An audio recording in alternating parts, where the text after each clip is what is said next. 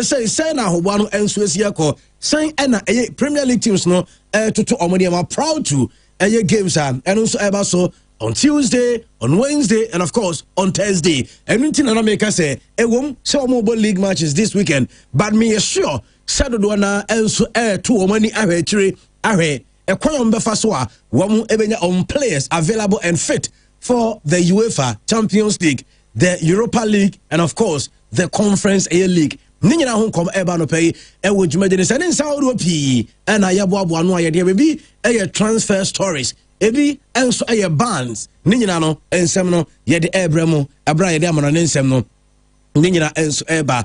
And of course ye be san so be fie ni abere se de afisem no enso yesiete this weekend MTN FA Cup games and na eba so ye be se de reaction from coaches, players of various clubs no woman come omudi na watchi mu nsam and akoso talk of Jordan you and come about Black Stars no say ye any additions to the Black Stars abra ye be ko FIFA World Cup no you say reactions and a bad na watchi mu na yatna see ye be some sorry visit our story no na ya bo hon komo kakra enso just in case safei na uti dwumade ne bia ekoso na watchi mu na sansem no de be fa de there you young friend Black Stars for the World Cup me and friend no ene hon komo no Edeba Emmanuel Ajmabedun Sama no so beka ye fa sansem no nyina no ye be sa edi hon komo na watchi ye mu and opinion friends Honorable Eric Adam one a member of parliament edema adofo omo ketu not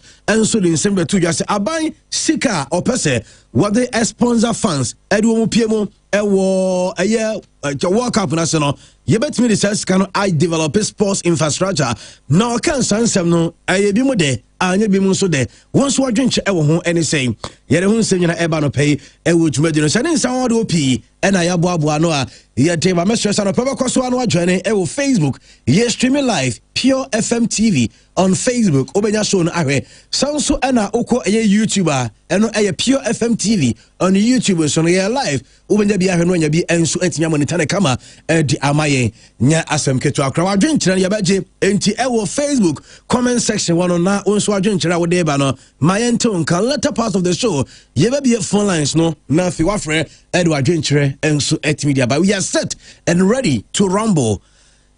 Mamema wijafu akwaba na fi no yenhyase enkeja enso mfengum ene anope. Sir Christian, good morning. Yeah, good morning, Andy. Na bibia boko. Oh, yesu adumo bibia dadi. Na enru ankomo yi. Mumfa camera into Sir Christian so. But I won't check inside the monitors na my wife because you won't hear inside. Enru ankomo yi na ode ho say ebufu say na dia ko say PSG Siana. Say minim ebia na Chelsea for I come back. Na just na akoka dem you know o shini sisi me shini sisi de be si bia no shini sisi anti me shini sisi wi na omsa come back na obesashi na masashi omo ntimi anya come back na just na beka washing machine me nyim pie kura bim me ye pie kura bim enti no agenda mass agenda oh yes no so ntim say ano she kama e bom so kama fine enti no agenda ne de ye shase ne ye na jigua ma yenchia money my dakwa e US dem so ohun se wa share atari ya who say obekro good morning Andy I am also mama I say uche Christian church we na so no ade an agenda na no dem agenda master agenda yes agenda say come back here my dear beka washing machine Chelsea come back just me the day say washing machine me say mami nyibim say me inter there na kan e dey me share the night way me share da enti pia ju stremu a masumdwe e wo mo ho e free next week sa masumba jumia e wo pia ji for nsem no munnim no ma ya num fo e ko e come back and this video pam free so inter there na me share the issue by say me share da me dru fie na me dari wi ajum na me be da na ma hye me so na no pia kura one of sa oh it's so good yeah me share ne ma ebesiako Listen. Yeah. Boss, my check. Yeah, na. Yeah, new. Hey, and I say. Yeah, new. That man 10 gram with the cemetery as na. Yeah, new. I don't hear me yana. Oh yes, I am no be case. Oh, yeah, no from never. Na kasa ko menim ka hware. Na Jesse Bell washi FC Cologne, Germany. FC Cologne Jesse no bon. We mo na enye common sa. Se okra wo so obi she bi okrom da. O de kan. We na ye ho am na she. Oh, enye o star super icon. Oh, nya butcha na min kama so. Se wa kan dia na ye nkoye ni. Maybe some in kind. Chris Jesse da FA ba. FA ba. Also dia na FA. Ba o pe bi atwande a menye bi ama. O dia do cry there bi am kofi menye bi wa asisi aba crazy and dey bi am order aba we no oboa sisi obe hu wan hu me onya bi nto wana ka so dia no epebia metimi aye cost 2 obe that's true.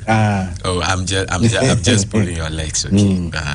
Mo nyina mo ayefe they make na mo share Jesse kama so why ayefe I will remember Jesse who peda na danger because another was 1942 there e we 20 202 Anna 2 seasons ago.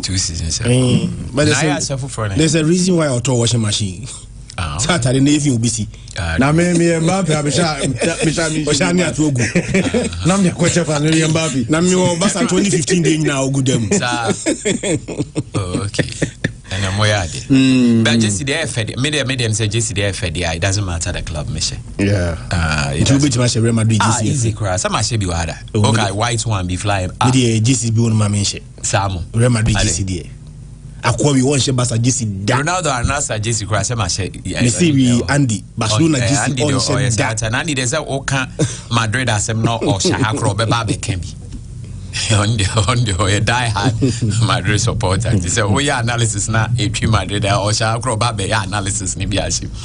It's all good. And it's BBI fine. Yeah, then you pass. And that's how say another Saturday ya barani aba.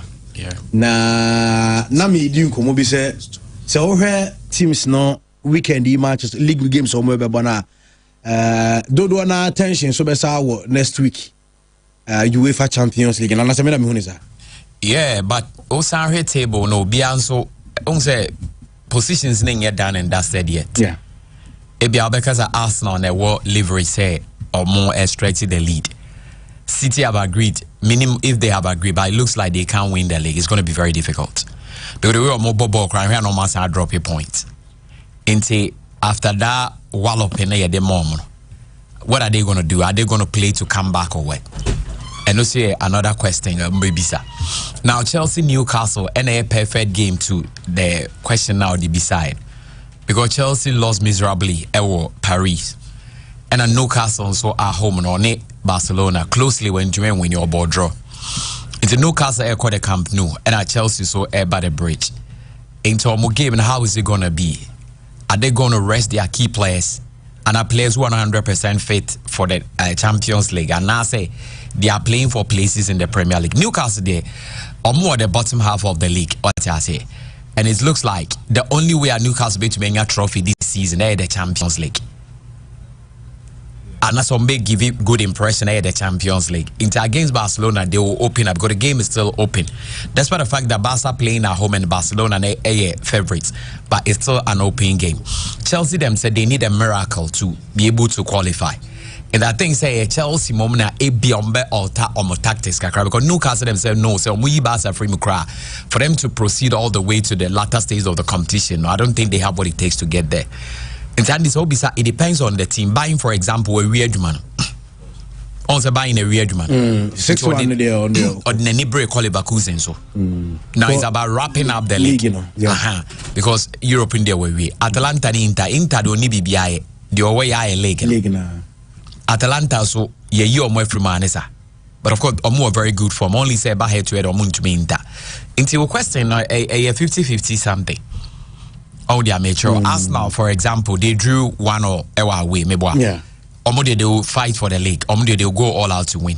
Against Everton at home, they will go all out because two things that they are looking up to. And yes, got. And depending on the results at first round. Sporting, for example, they were also beaten by Bodo. What I say, and looking at the deficit, so betting over 10, it looks unlikely. Bounce a leg and so Porto air trim. And a Benfica so Mourinho buy and him say he's yet to lose a league game. Into our competition now very, very great. Looking at the results they buy, and I think that teams don't feel so much free that I think the better colleague in one day. Okay. But almost all of you said they still have the chance, on the benefits. So like Chelsea, for example, or bet me about 50, Newcastle bet me about 50. But what I say, in making sure said they're warm and even on bet to me. Madrid themselves are home. Yes, Madrid is a big club. Don't forget, or 3-goal cushion. But they are not a team who are going to be slowly headed. They are still going to England to even play and win. I'm not saying they are winning, but they are going to play to win. They are not just going to try to win. They would want to even win in England because such teams, the records, and then I make about breaking a certain of record that makes somebody big or greater. If they are going there, they are going to play and win. So win the bar for Macron or Munya draw no mulusu close the bar. Say they are Madrid back or could defend David or sad name. And also leg and also just a point. So at home, they will make sure they will win. Ombe Yusue as the dresser has as to how they are going to set up against City. So Madrid, they have made him say they will pick up the win. Barcelona too, him say league title is on the way. They will also find a way to win. Now, about Wednesday, they are ready. And declare who beside depends on the first round results. And will be official with free maybe or the attention by Bali. The official what chance no.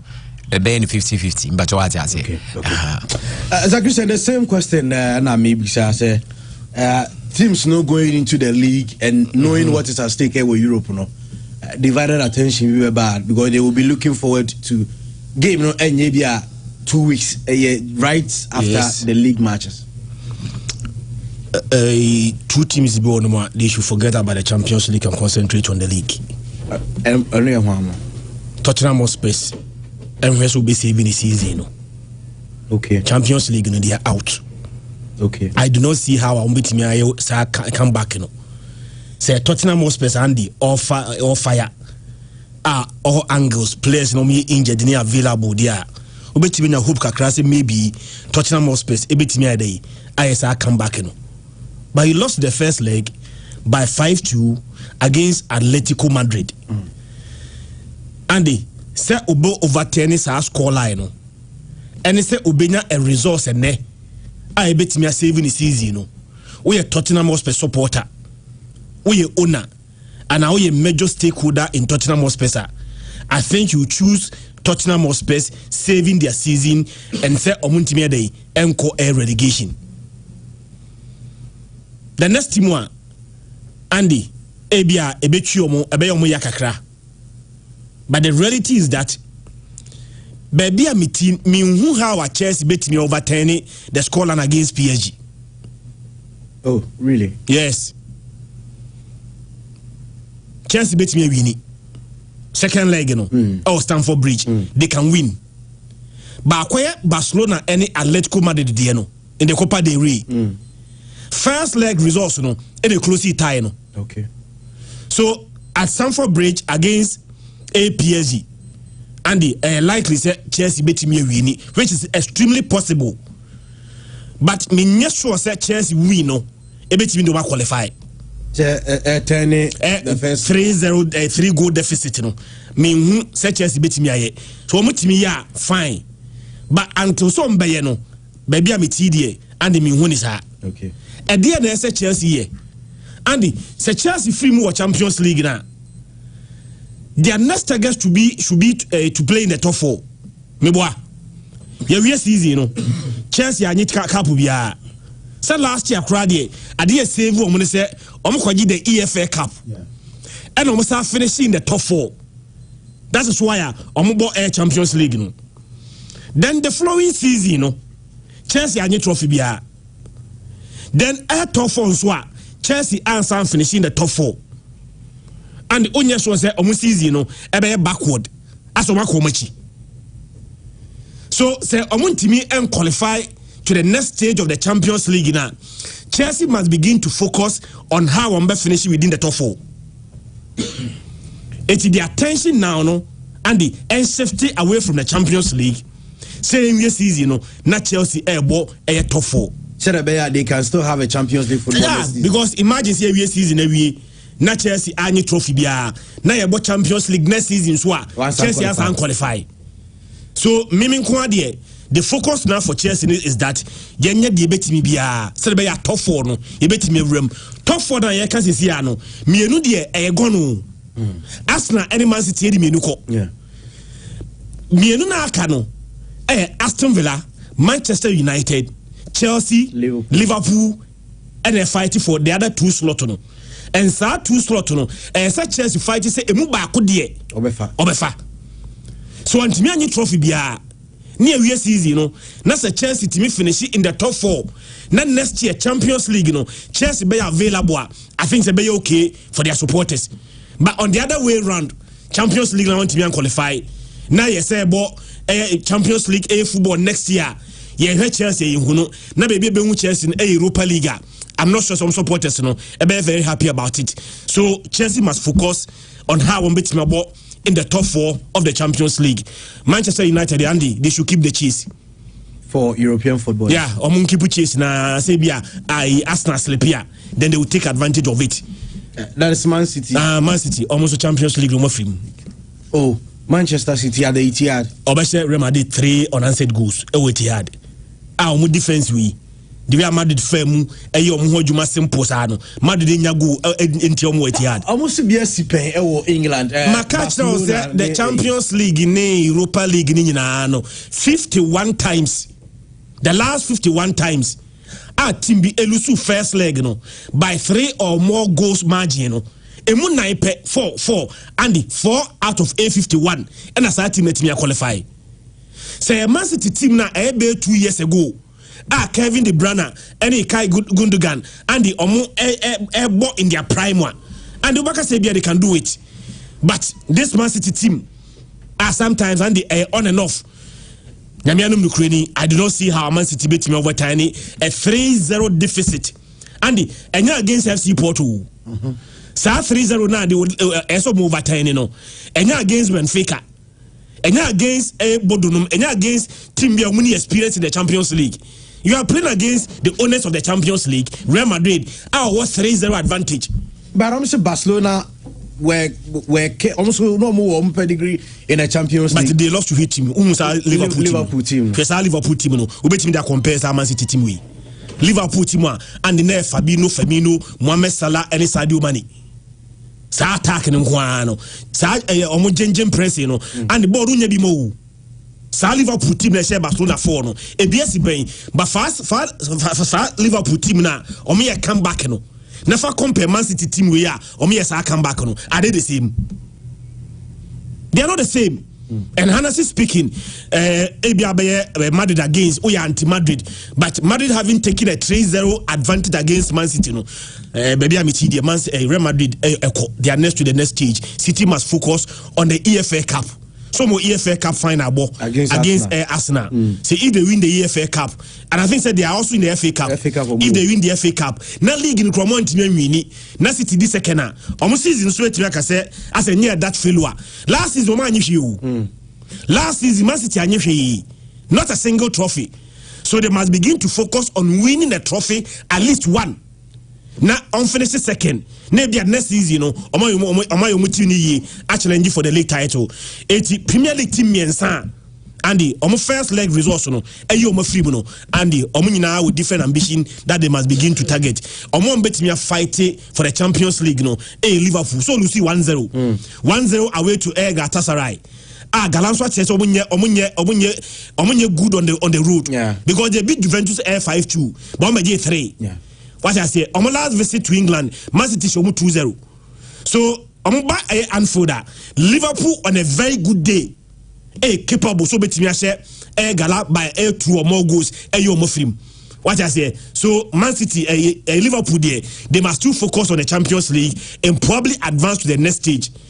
Team Bakwa on also the and the minimum. Newcastle should they focus on the league and I said on yesterday obey Barcelona the film or Champions League away to aid the new Camp Nou abra first leg 1-1 and the minister said almost that possible be very possible there or make me ba Camp Nou best 1-1 na game na call extra time then it moved to air penalties and be bet me see but as it stands now there minister said Newcastle against Barcelona no or me favorite so make me advance it me dey do foot to me 3 clubs there.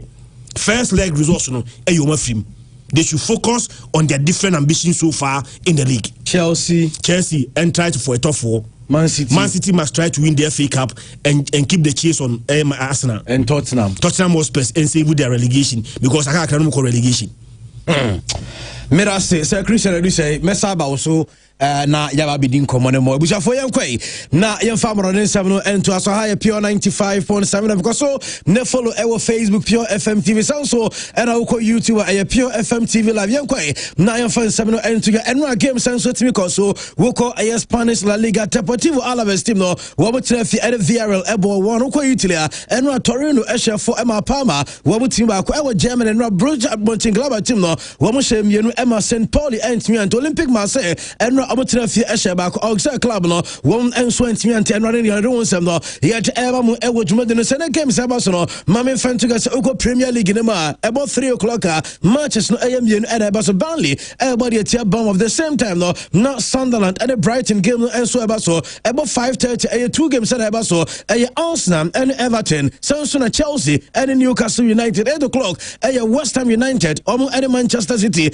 and a game no enso betia kwaso watch games and so England no Crystal Palace Leeds United Manchester United and Aston Villa 2 o'clock Nottingham Forest Fulham Liverpool Tottenham Hotspur and 4:30 Nyankopo Yadma wachira was Spain Yami Yadma and Girona about 1 o'clock one any club of France Bilbao Atletico Madrid everybody at Real Oviedo and Valencia Real Madrid 8 o'clock and one any club of France Elche match no and also betia kwaso Nyankopo Yadma wachira games so also Spain Mallorca Espanyol Barcelona Sevilla 3:15 Yakopo Yadmochina Betis and Celta Vigo Real Sociedad and Osasuna and later Sebanina no yadon some emamu ewo dwumade so ko Germany mame fen to get some na Leverkusen and Bayern game and 2:30 ewo Bay Arena and so game and so betia kwaso Dortmund all the Frankfurt and Hedia Hoffenheim Wolfsburg Hamburg SV one and club of France Cologne game no and so betia kwaso ni no yadon some emamu and so so called France games no enso betia kwaso Lorraine area tia Lens na Angers and against Monaco body tia Brest and update aba ni no ya da won some emamu dwumade no sie ni komo na yam fan sem ne bi enso ento ya no pay mame player your friends Aurelien Chouameni one ne girlfriend no na ye ni ko because and yen saka news shocky will be a minina no branch your friends Aurelien Chouameni mame fan to gas enra yanka bi shemo and you who some that Chouameni any post to be enswaba just a post na by the moon come no just some that's a broken heart to be and some etimi apie minina no branch your friends Chouameni and a girlfriend na obeda image no enso dia ma na you who said you see so obeda Chouameni post no and so na girlfriend picture na what dey never to so dia ma na ye di nkomo se na dia koba ye ni me ba to lady no na owo Chouameni ne nchen na poster eba no ada no dia koba ye nyane se almost say and as a post no caption na wom and say Chouameni echrema wono afrifie say okwa akobo adwuma enso aba no ba ya ne girlfriend no enso no obi ehedem just ono se nko oba fie ntem na wa be surprise no oba ya ababa wa no ene be ma foforo enso inside just a post na kira say ne heart scattered and a home kra ontimi enhome na bibia just all build bia no na tro eno poster ekoba enranti so account na soro no ma na just Aurelien Chouameni ne din ene sesoro no mame fa we ento sa branch no de mechi from the quarters wo mo se sansem we nyina no enya no kre eno report I mean say go say almost sim that ababa no kra no e wo mo se Chouameni just a weekly allowance na what be sika whatever ababa wa no 25,000 pounds and any sika now to be until Friday bia lady no Chouameni Friday Monday for a car 25,000 pounds eko enso de mababa no me te se wason so atofie e de ama lady no just any na enso e Spain and as Jumadian enso kwaso name from Chouameni camp almost sa account na e make sa post no enye no kre enye for player friends Aurelien Chouameni na de nkofo person mu say sir aye post no aye poster any lady no in term say any siatie mebacho ene de response bia enso entimi ama eno aye report eba ya the one some emamo enso dwumade ne so na yenko aye Saudi Arabia na mame aye Saudi Pro League no for our table no atosoma because Cristiano Ronaldo and aye the teammates no opportunities for the first time Ronaldo call Saudi Arabia obetimi league amana ye because no aye team womu and Chelsea Ronaldo and the side no and aye club of France Al Ali womu ekolusu mo game no enra amasa same na aye Ronaldo team no womu opportunity nyagopo ya dom na weekend omo game no ekoso say aye 2 points and a separate omo sir Ronaldo mo sounds awini womu edebeko aye 67 nature 5 points and omo de lead aye club of France Al Ali and on area 20 Ronaldo and Sadio Mane Joao Felix mo and your branch France Kingsley aye koma mo womu ebenya opportunity so mabo Ronaldo amane saka the first aye league title and so Saudi Arabia and on aye dia ya the one some emamo and so dwumade so yenko aye club of France Manchester City na yenko din koma enra yebepo aye show and amede be tuga so oko Premier League no manager of the month and afa player of the month awards no enso nyaba and aye the month of February na meka kiro sir abrantia France Antoine Semenyo one and a player of the month award no nensa enso timikaye the same way ne manager aye Pep Guardiola enso enya ye kan say manager of the month award no nensa enso timika na interested unza Christian or reference aye Pep Guardiola unu say the last time was manager of the month award no na aye dirty back best 2021 and opinion December 2021 and was manager of the month award within 2 years and was league no aye twice name manager of the month award no na Pep Guardiola on team NB but also benya no enso de amia 4 years interval and so na Pep ebeje aye manager of the month award ne bi and aye update here yet ebamo ewodwumade no say interesting because so was league at was within that time no was league no aye premier no name nyina enya de so manager of the month award no na opinion no wono enso atimi agibi enra wo mo de na award enso de akoma no aye Pep and ekita aye na award na ya de won some emabo enso wodwumade no so mebacho most aye managers maje aye manager of the month awards no say Pep enso assign aye David Moyes when you assign no wouldn't say so start years awards no de waje kase pa no aye opinion Francis Sir Alex Ferguson waje 27 times Arsene Wenger and a tosum you know waje aye 15 aye times Pep abatosom yensa aye 12 times and awaje David Moyes our 11 Jurgen Klopp aye 10 so same opinion friends Alex Ferguson na 27 nurse watching to cry the ordinary cry no aye Arsene Wenger and aye 15 and the attending no ya the one some ebamo enso wodwumade so na ya ka aye players ne so afemu so ya ka players no manage as a player of the month awards just from agia and catch us Antoine Semenyo one energy so benya aye Semenyo picture na fama me and so benya sadless ne so dia fama me say ya ka aye teams no one produce different aye players magic player of the month awards me ba to abranch friends Antoine Semenyo who come Manchester City o ba be the 10th different aye player magic player of the month awards Obiti Riches AGB aye Tavers AGB Eden Jaku AGB Sanso and reference aye Silva David Silva AGB Sergio Kuna Guerrero AGB Raheem Sterling AGB Leroy Sané AGB Ike Gonoan AGB Ellen Holland AGB and Antoine Semenyo aye the 10th aye player Edema aye Man City waji aye player of the month award no area cinema so na offer aye class na so omo produce different aye players do na say players do one ageno mamen fa we entuja say Manchester United produce 24 different players maje aye player of the month award no be ba to some players America 24 no e wetin ba say ba ku bi wo ma waje couple of time but still my listener and also media communities here ye betnya aye player be from Manchester United ebi a waje multiple aye times name enya no ne ka a single and as a players different aye players United produce 24 Arsenal produce 22 Liverpool produce 19 Spurs produce 15 Chelsea are producing 14, Everton are producing 10, and Manchester City will also produce 10. And I update about the one some Barcelona. Now you need command per Barca prepare for game against Newcastle United. And on UEFA Champions League. I'm at my Wednesday and a side game not so with Newcastle. Na Mame Barca new Jesse no, and I say Jesse numbers no font no. Barca was almost a font no. Na Oma paying with Leo Messi. She say almost me aduma Wednesday say and Jesse no numbers no say and on betu ya no what I say font no and so be different from the name no na debate and say we almost a special a typeface ababa na so be your friend say Anna a Vives one a young a Catalan artist just say ono e wo don a syndrome ne bi and wo design say a font way na Barca for say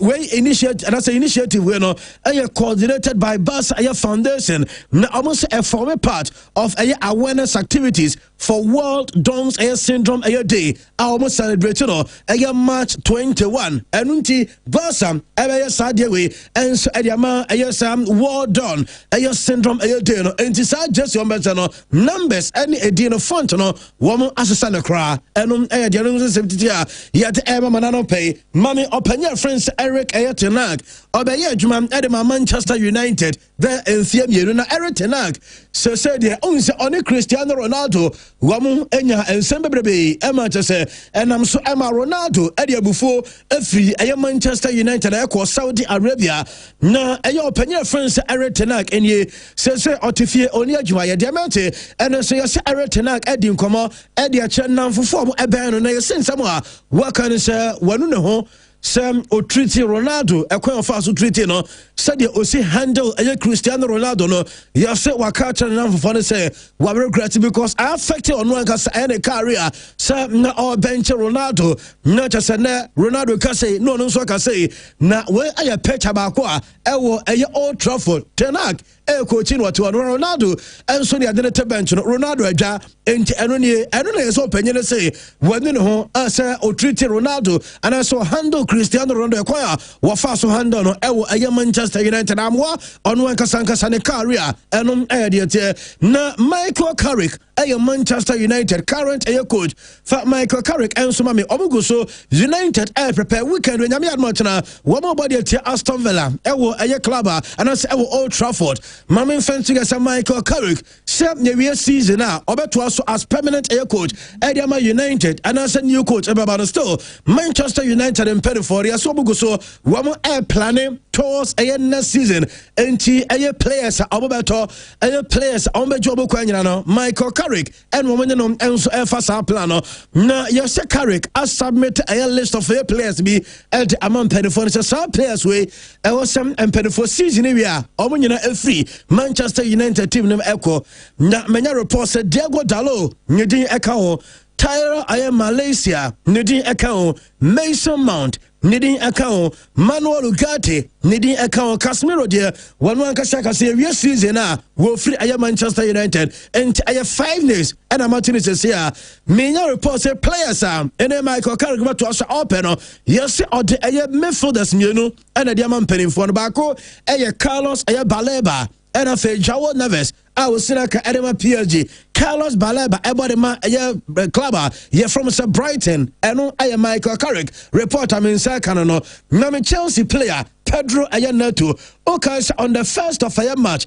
Chelsea able game the Arsenal na Pedro Neto equity unnecessary red card out of referee second yellow card no arrange no and free park and so now was one call Maneke can send baby report and so say Chelsea game against Newcastle Jamaican say Premier League no one the one game ban Ediama Pedro Ayaneto nyanko almost final 70,000 pounds so obetria and from Premier League so I am misconduct so referee am a red card what could in your mom was a referee am a red card so free park and so what's free park and so into one game ban and after 70,000 pounds and you fine Pedro Neto and Jamaican na mame openya fence Fabian Huzala one coach Edema club from Brighton and say one more game edit Arsenal after game no or run Everton Sembebrebe edifa Arsenal a team no Everton game no mokobo and one team and a bias of a bubble na owu a game and I said league a bar na goalkeeper bako a game or that from a 3 times all in the name sir always a time na Fabian Wizala Babonten sawa sansem na okano or the sujina baby ojina mum ono odika before the game say team bako wadma omopano aye Arsenal and a coach a friend Mikel Arteta into no na onka sem yo be afende aye Mikel Arteta announce Arsenal players na empo se kobasi a Premier League season na Arsenal na champions are open the first person obe send congratulatory message e dey come Arsenal aye ono aye Fabian Wizala yente enu a said o si church and say mo say ensem na okan do so gina baabi o gina na mom ono nya se bia no oka enso e dey bu obi anim ti Arsenal aye coach Arteta announce players no na ombu obi anim ti when aye Fabian Wizala and edi kobo no.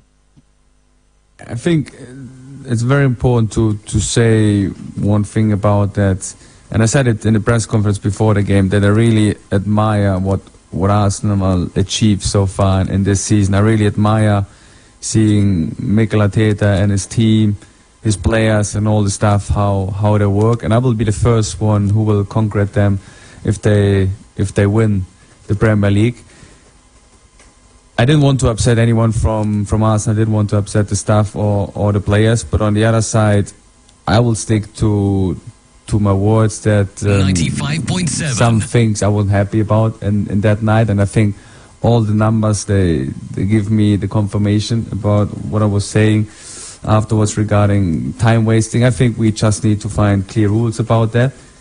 But again, and that's very important for me, and I also said it to Mikel afterwards and then during the week, that I really admire his work. Eno a Brighton coach Fabian Wizala and this uncle no say ano ye game no na statistics and the numbers ya dem no time am waste here there nin samo kan no ne kwan so no na mame Mikel Arteta nankasa me reports Arsenal coach no say yes so no so the names ade akwa common penny for the players e bia next season ye be wom say omni Arsenal bio me reports Martin Odegaard needing e was our list nemo Gabriel Martinelli needing ebe PSR list nemo Miles Lewis Kelly needing ebe PSR list nemo Kai Havertz many reports one we go Kai the interesting well open manager ba ko feeling Kai pa aya Arteta nemo me send the list or we can say Kai din pema e ma no enya nwanwa enom e dey meeting players no wo mo ene dey open inter no aya Martinelli the captain obeko Aranche friends Martinelli Miles Lewis Kelly so complaining say onya playing time ebi on beja kwa madako ena aya Kai Havertz because of injuries why we ma Kai enso free team no mako enom aya Demerti mama Senegal Aranche bienu Aranche friends Idris Agana Gay ene aya Indiai eleman Indiai omo no aya Senegal de shenem omo the same team ewo England omo sia ka edema Everton ano wo pe aya Senegal Aranche ombo Emma Afcon ewo Morocco mo koji ya na Sam Aranche bienu we omo ka wo mama Fantigas Emra omo wie training ewo Everton ena aya PFF and as a PFF no enso send a special recognition award e de come aya sa 2 players no se omo in January Emma omo man Senegal eji Afcon entiano womo at the award no e de come eleman Ndiaye eni nua aya friends Idris Agana guy enom aya de tie ho nsem no ye de Emma mo e wodwuma no Everton prepare for a game against aya club na ye from Arsenal na mami Everton club no unu se oboko aya Emirates na unu se aya Everton club no so for Premier League table no nanka aya the away matches and aya league table na unu se Everton enka Premier League no mo toss 9 e shows enkofon omko away omo ya de opa unu se this aya season omko win e Old Trafford Oma winning ever Villa Park, Oma winning ever St. James's Park. Mami Fentugas away games na Arsenal and Kebedikai, Chelsea ever tossum you City ever tossum yes Everton ever toss aya 9 and no the next away game no against Arsenal. Yenim Sebio Moko Arsenal bibi ensumet yesia eno Everton Arsenal game no and aye di won komo na aye coach France David Moyes coach Edema Everton club no also there be won ti asema bi ase. Nansen obete enkofo so and Arsenal born airtime and Arsenal omu peda and omu rely on set pieces and was said with this sound common na mo mana kwese as Arsenal for jobo ya no eya bone as omu eya criminal act bi na adentina monka se omu ya better wamu eya set pieces adana muni sound common yenti enra and some owura your friends David Moyes, a kind of Arsenal, team no, and comment about some call no, just a set piece, and nobody goes. Opinions on your Obiobeka Sassevno, and Yagini. Well, what's up with any of those things you say? You're making it sound as if that's a problem because they're good at set pieces and they're a strong physical side, which I don't see any problem with any of that. It's part of the game. And if there's this thing out there where everybody has to play the beautiful game and everything has to be perfect, well, if we all done that, it would be boring. The football would be boring. Part of the reason you people are talking about it because it might be slightly different from what we've seen for a few years, and people are talking about it, but it's giving you something to talk about. And again, I would hate to be going to football matches all the time and seeing football played the one way. I know I reference David Moyes. Say as a demo can as Arsenal do we no problem be and so on. I don't think Monka say away wo me there with a set pieces. I know David Moyes. Mama Penya friend say one Laporta na Laporta nyankopa ya advance elections because Laporta say now say omo friend omo refer to a former president. I say omo kasa a ridiculous and so the man ono we want to say other so your president Edema Barca na opeso your president sir till say obefrimo or just here opposite position as president Edema Basan or twice till say nyankopo beton sa dia freno enti wachina onu se Barca for no socials no ebesa kwato aba enso dia ma no Victor Fund ameki eye post bi wabo eye Xavi Hernandez wabara so na mame eye Victor Font eye ni post no de enti obo Xavi abaso no say o se Xavi aye brave sa courage na wonya ye enso erebe support ono Victor Font eni nkomo a wo se didi di ewe chere eche odo wo edema aye Barca club no wo se Xavi actually ampa odo Barca kodo da no bia na Xavi de onya abotre nyankopo ya adoma achina eye Sunday ena no kwani nyina enso be pie eno aye Victor aye Font ena edi sanko ma me mpenifo bia do we because na no ena o reference one Laporta me be story some opinion no compare Matthew Alemani eno reference Deku amana be ka say Deku aye far better enso de che Matthew Alemani amra na aye Alemani aye sporting director ene Deku aye mra no na over the figures enso de aba under Alemani 2021-2023 almost spending 210 million and our sales are by the players or 20 sika unyaye 160 million now say Barca sika no 50 to 70 million and almost under Deku 2023 to present was spending 80 million and our 89 million Barca nyamfa so 9 million ti weno etros ampa and some na aye one Laporta back at Deku mum eboa at the chen open your friends Alemani Gonzalo aye Garcia aye Real Madrid player minya report and sir aye Spain obu game against aye Argentina and aye finalissima and a D-Day decision and so betia ba me Gonzalo Garcia minya report sir Luis de la Fuente ne initial squad no yesi Gonzalo Garcia Madrid akoda no ne din ens our list ne mo nemom ye betwen final list no na eno enso et ye nemom initial list ne de akra no obudi din enso de account na coach friends Unai Emery wono ana ye coach edema aye club na ye from some Aston Villa womo ekwa kopiem ewo Old Trafford against Manchester United na ose sabre omko she United nya bre papa because I say United club no wamu feel confident and almost sounds so strong fie na enkofo no bo good football and as I say almost sounds so good players say nkabi amrabi atwa nkado mo koshia ebia United to na komuntimi nkasa so benum say since Michael Carrick buy no enkofo team na sesa confidence of the ball different Bo nanka sanso omoboni NFC or one side players no asanso are good players and we according to Unai Emery and the AD San Komano na Jimmy Carragher say ono de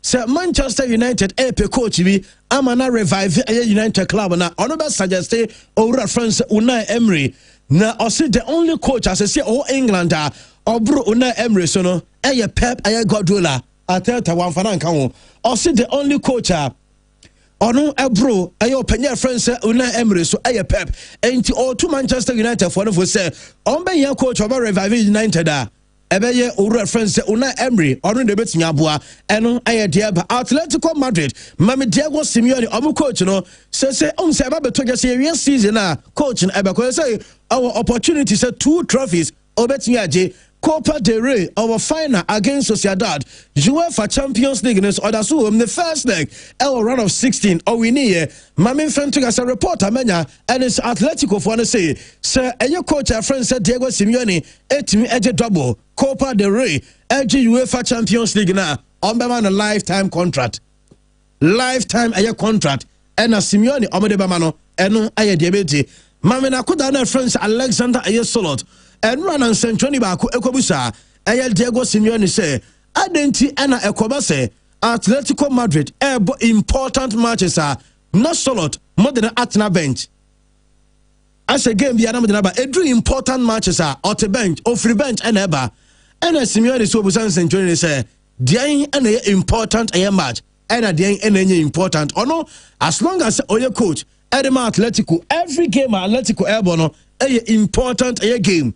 Eno tia Mami Gavi medical bekajo say Gavi wamu aman aye plan coach Hans Flick I prepare aye plan edi ama aye Gavi nyame adma Sunday Barca aye Sevilla wamu hwenu say omo bema no aye minutes ne kakra omo si we aye the safest possible conditioner on betimi ama aye Gavi na fi omo sanso atimi reintroduce no ewo Barca aye timi to omo nkopre omo na mami opanya France Matthias aye Almeida wanu ede coach Edema Sevilla or body atia aye Barca na opanya no ewo no pre-match no o se hwe ono de say okase only the world best aye player aye Lamine Yamal ono de onim ene say aye world best player aye Lamine Yamal ewe no kra say womo ede aye Ballon d'Or any FIFA best player ede akwa Abrantia France Dembele nebom ono de the best aye player we assist say aye Abrantia France Lamine Yamal na owie no musa ne say opani na mo plan mo de ko match aye Barca ne say eno say aye prayers and faith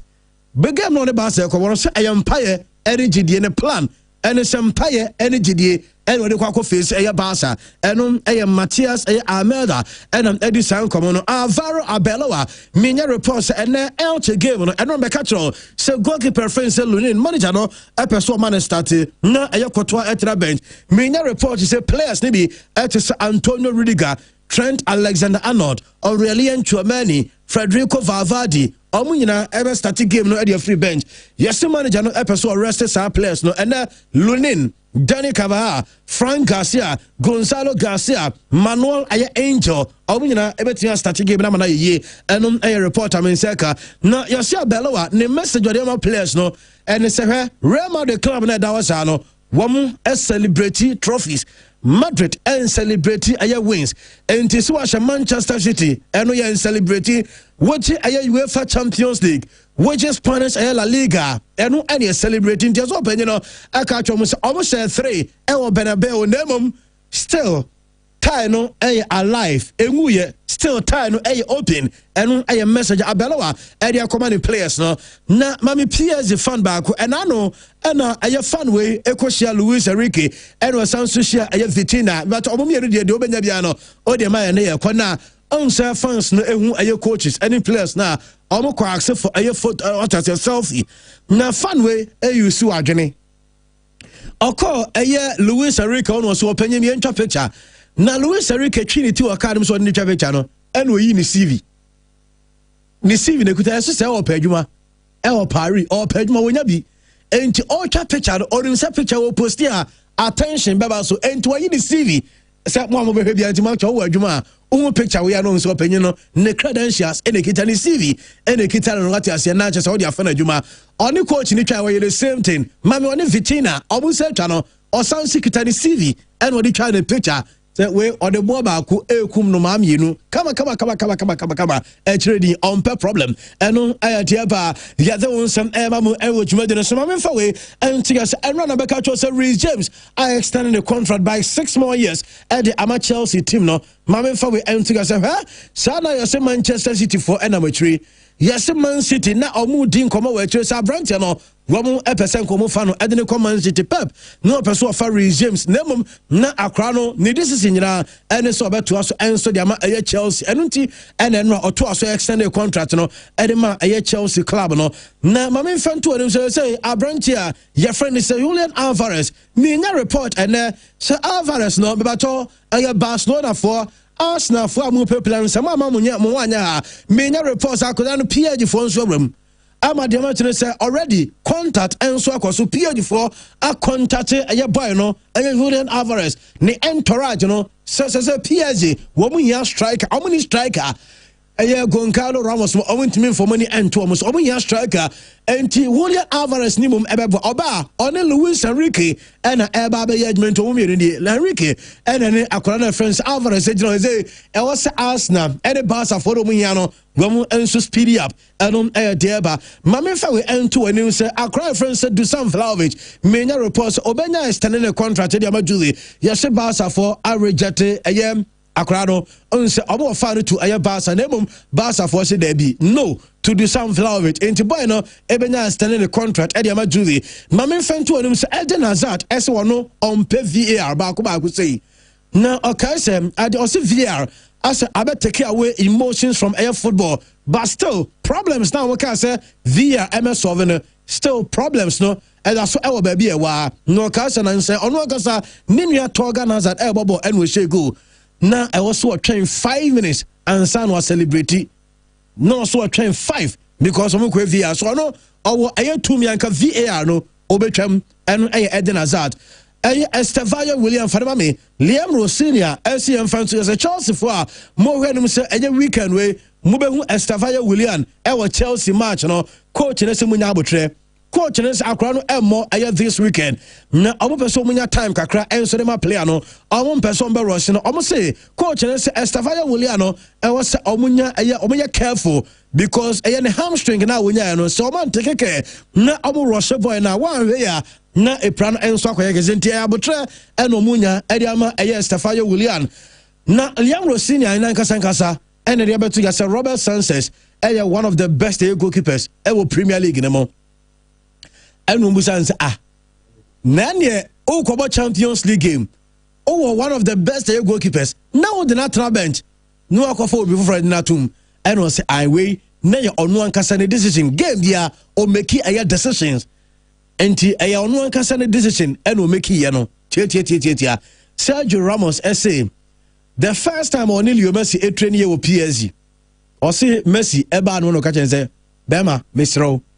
Say the always say me your teammate sa o tackles no and Fabian Comeso and Ramos o catch a year Messi so mirror fear say enkwofo mo baba so no omo na mekọ omo so o se mengeto me hit enkwofo o mbe worry eno Sergio o se nkoma Leo Messi eba PSG for the first year training session ne year no enkoma o mo di no na onu se Ferran Torres Barca player no yes say ne uncle one of the biggest shareholders among Barca board no Ferran Torres ono nkasa ni wofa tinebusu ni okọ Barca board na yesene wofa one of the biggest shareholders ni wofa no na obosuta overtime na ojina on the overtime akrana friends Ferran Torres ni wofa any opanyi we what is our Barca board no so enom de tie mame fa we ento ya John Terry enso di nkomo me de no wie na abadwafo enso ba na me so you assume that John Terry nkomo we nan san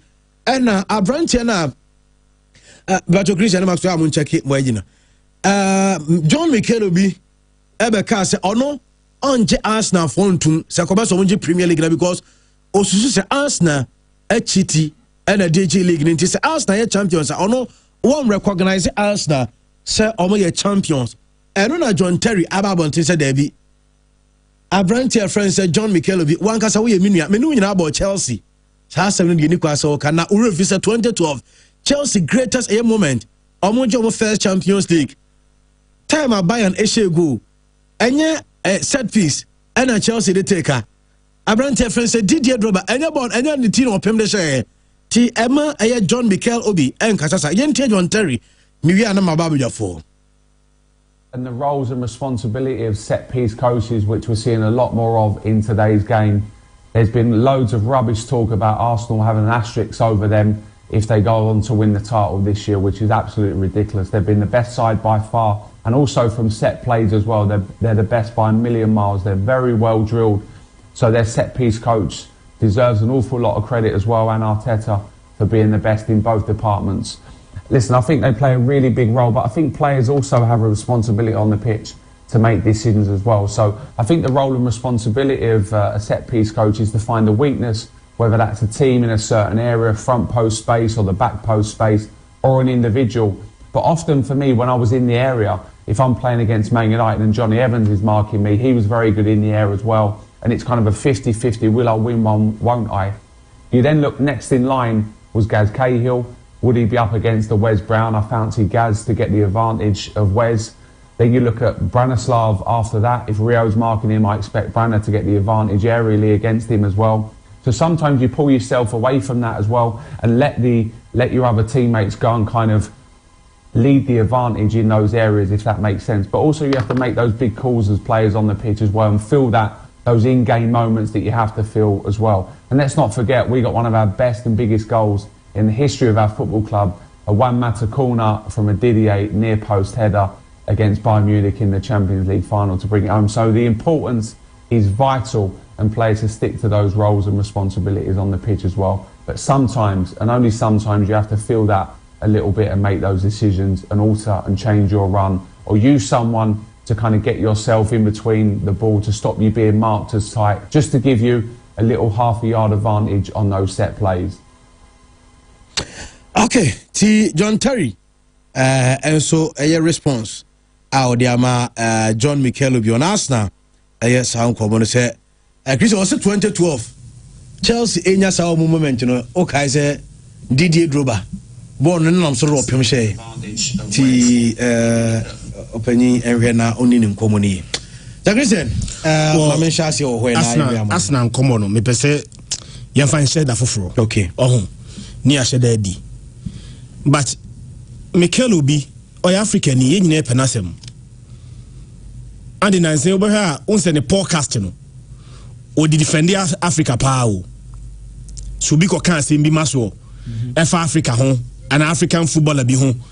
Na the statement you know try to look down on Air Africa na Mikel Obi ed in the podcast no e defend Africa pa. Bandi Mikel Obi esi akan de ma Chelsea no. Onum so se wan go pe.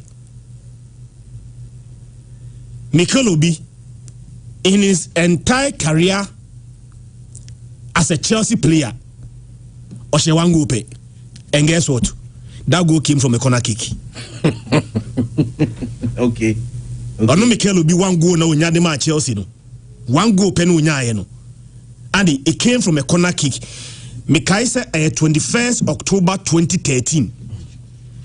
And at Chelsea share Everton 8-2-0. Mikel Obi na share second goal. Sa second goal there no a corner kick. And at Chelsea boy and from a close range and a Mikel Obi this our ball no to net. Andy then I would go back power shema your club came from a corner kick no. Obi share goal from set pieces you seem to have problem with it. Now whether you admit it or not, sa Arsenal Joe League now win to moi. Some Mikel Obi only authority bia.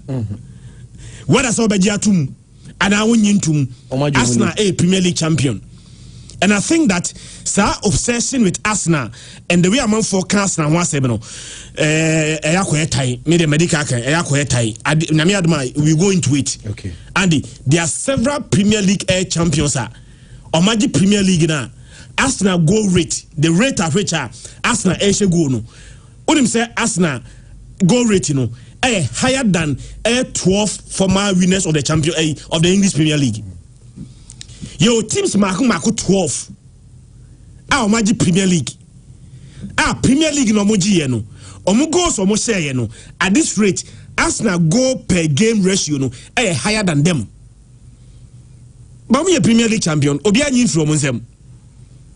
And I think that Nyami Aduma maybe Wednesday a Champions League, Thursday maybe a day bebana Arsenal come bebano yen said and fast na entun sanyani ne expand no obi ehun sen se man for kan fast na ho no sen kuma ka bia afa tin lebrebe hu dada bo mo anka enra na me yesterday one coach because say time Simeone ne Jose Moye no ne e ball mabaso. But Christian, just before you continue, say see Chouameni abe posti ewo ne Instagram story na report na about say medical story no di bank say nko fo ne senya no kre now from one kasa ne IG story see na trend e de beto so di amaye na say e no kre nti Chouameni 27 minutes ago I say stop believing everything that you see on the internet, please.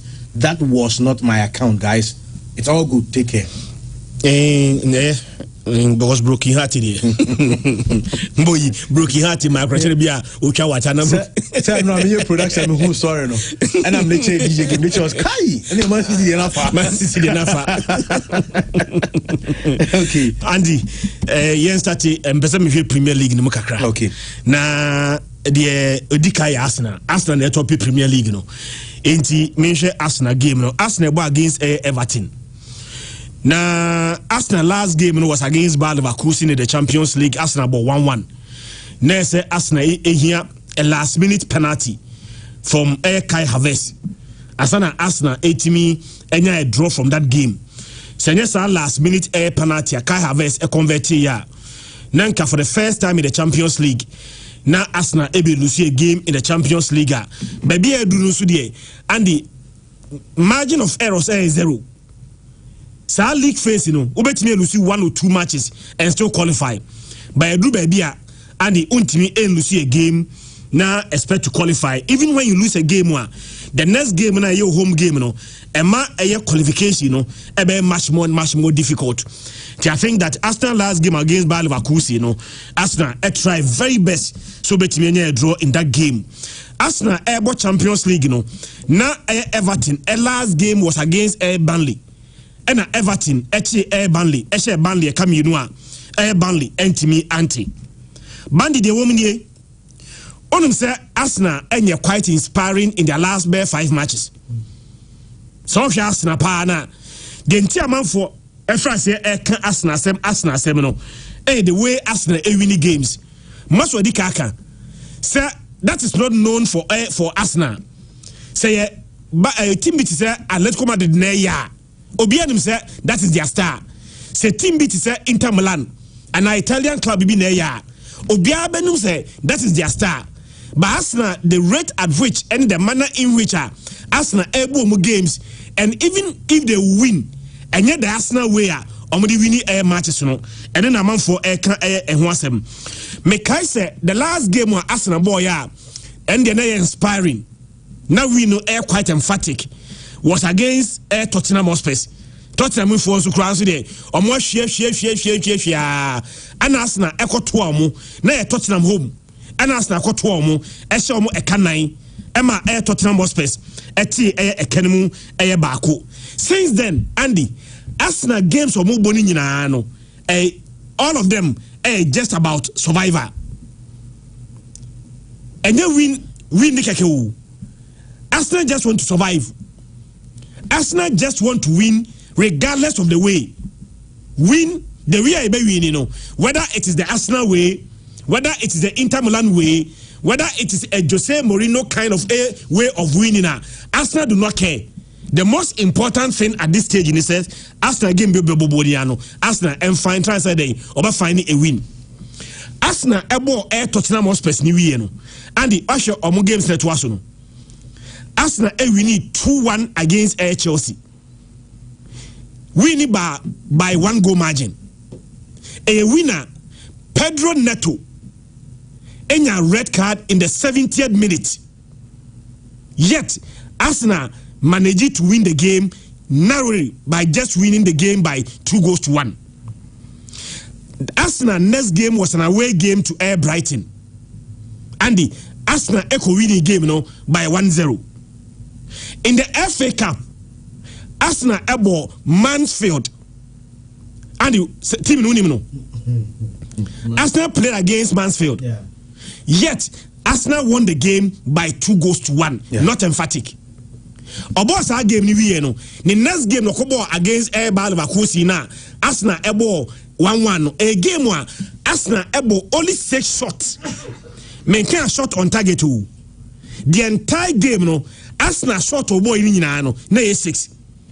In this year's Champions League, the lowest air shot Arsenal ball in a Champions League game. Now before say Arsenal ebenya sa trend we no me medical aka omko say air Tottenham Hotspur. Baba so before sa Tottenham Hotspur game no Arsenal abo 1-1 against Air Brentford. Normally Air Wolves abo 8-2.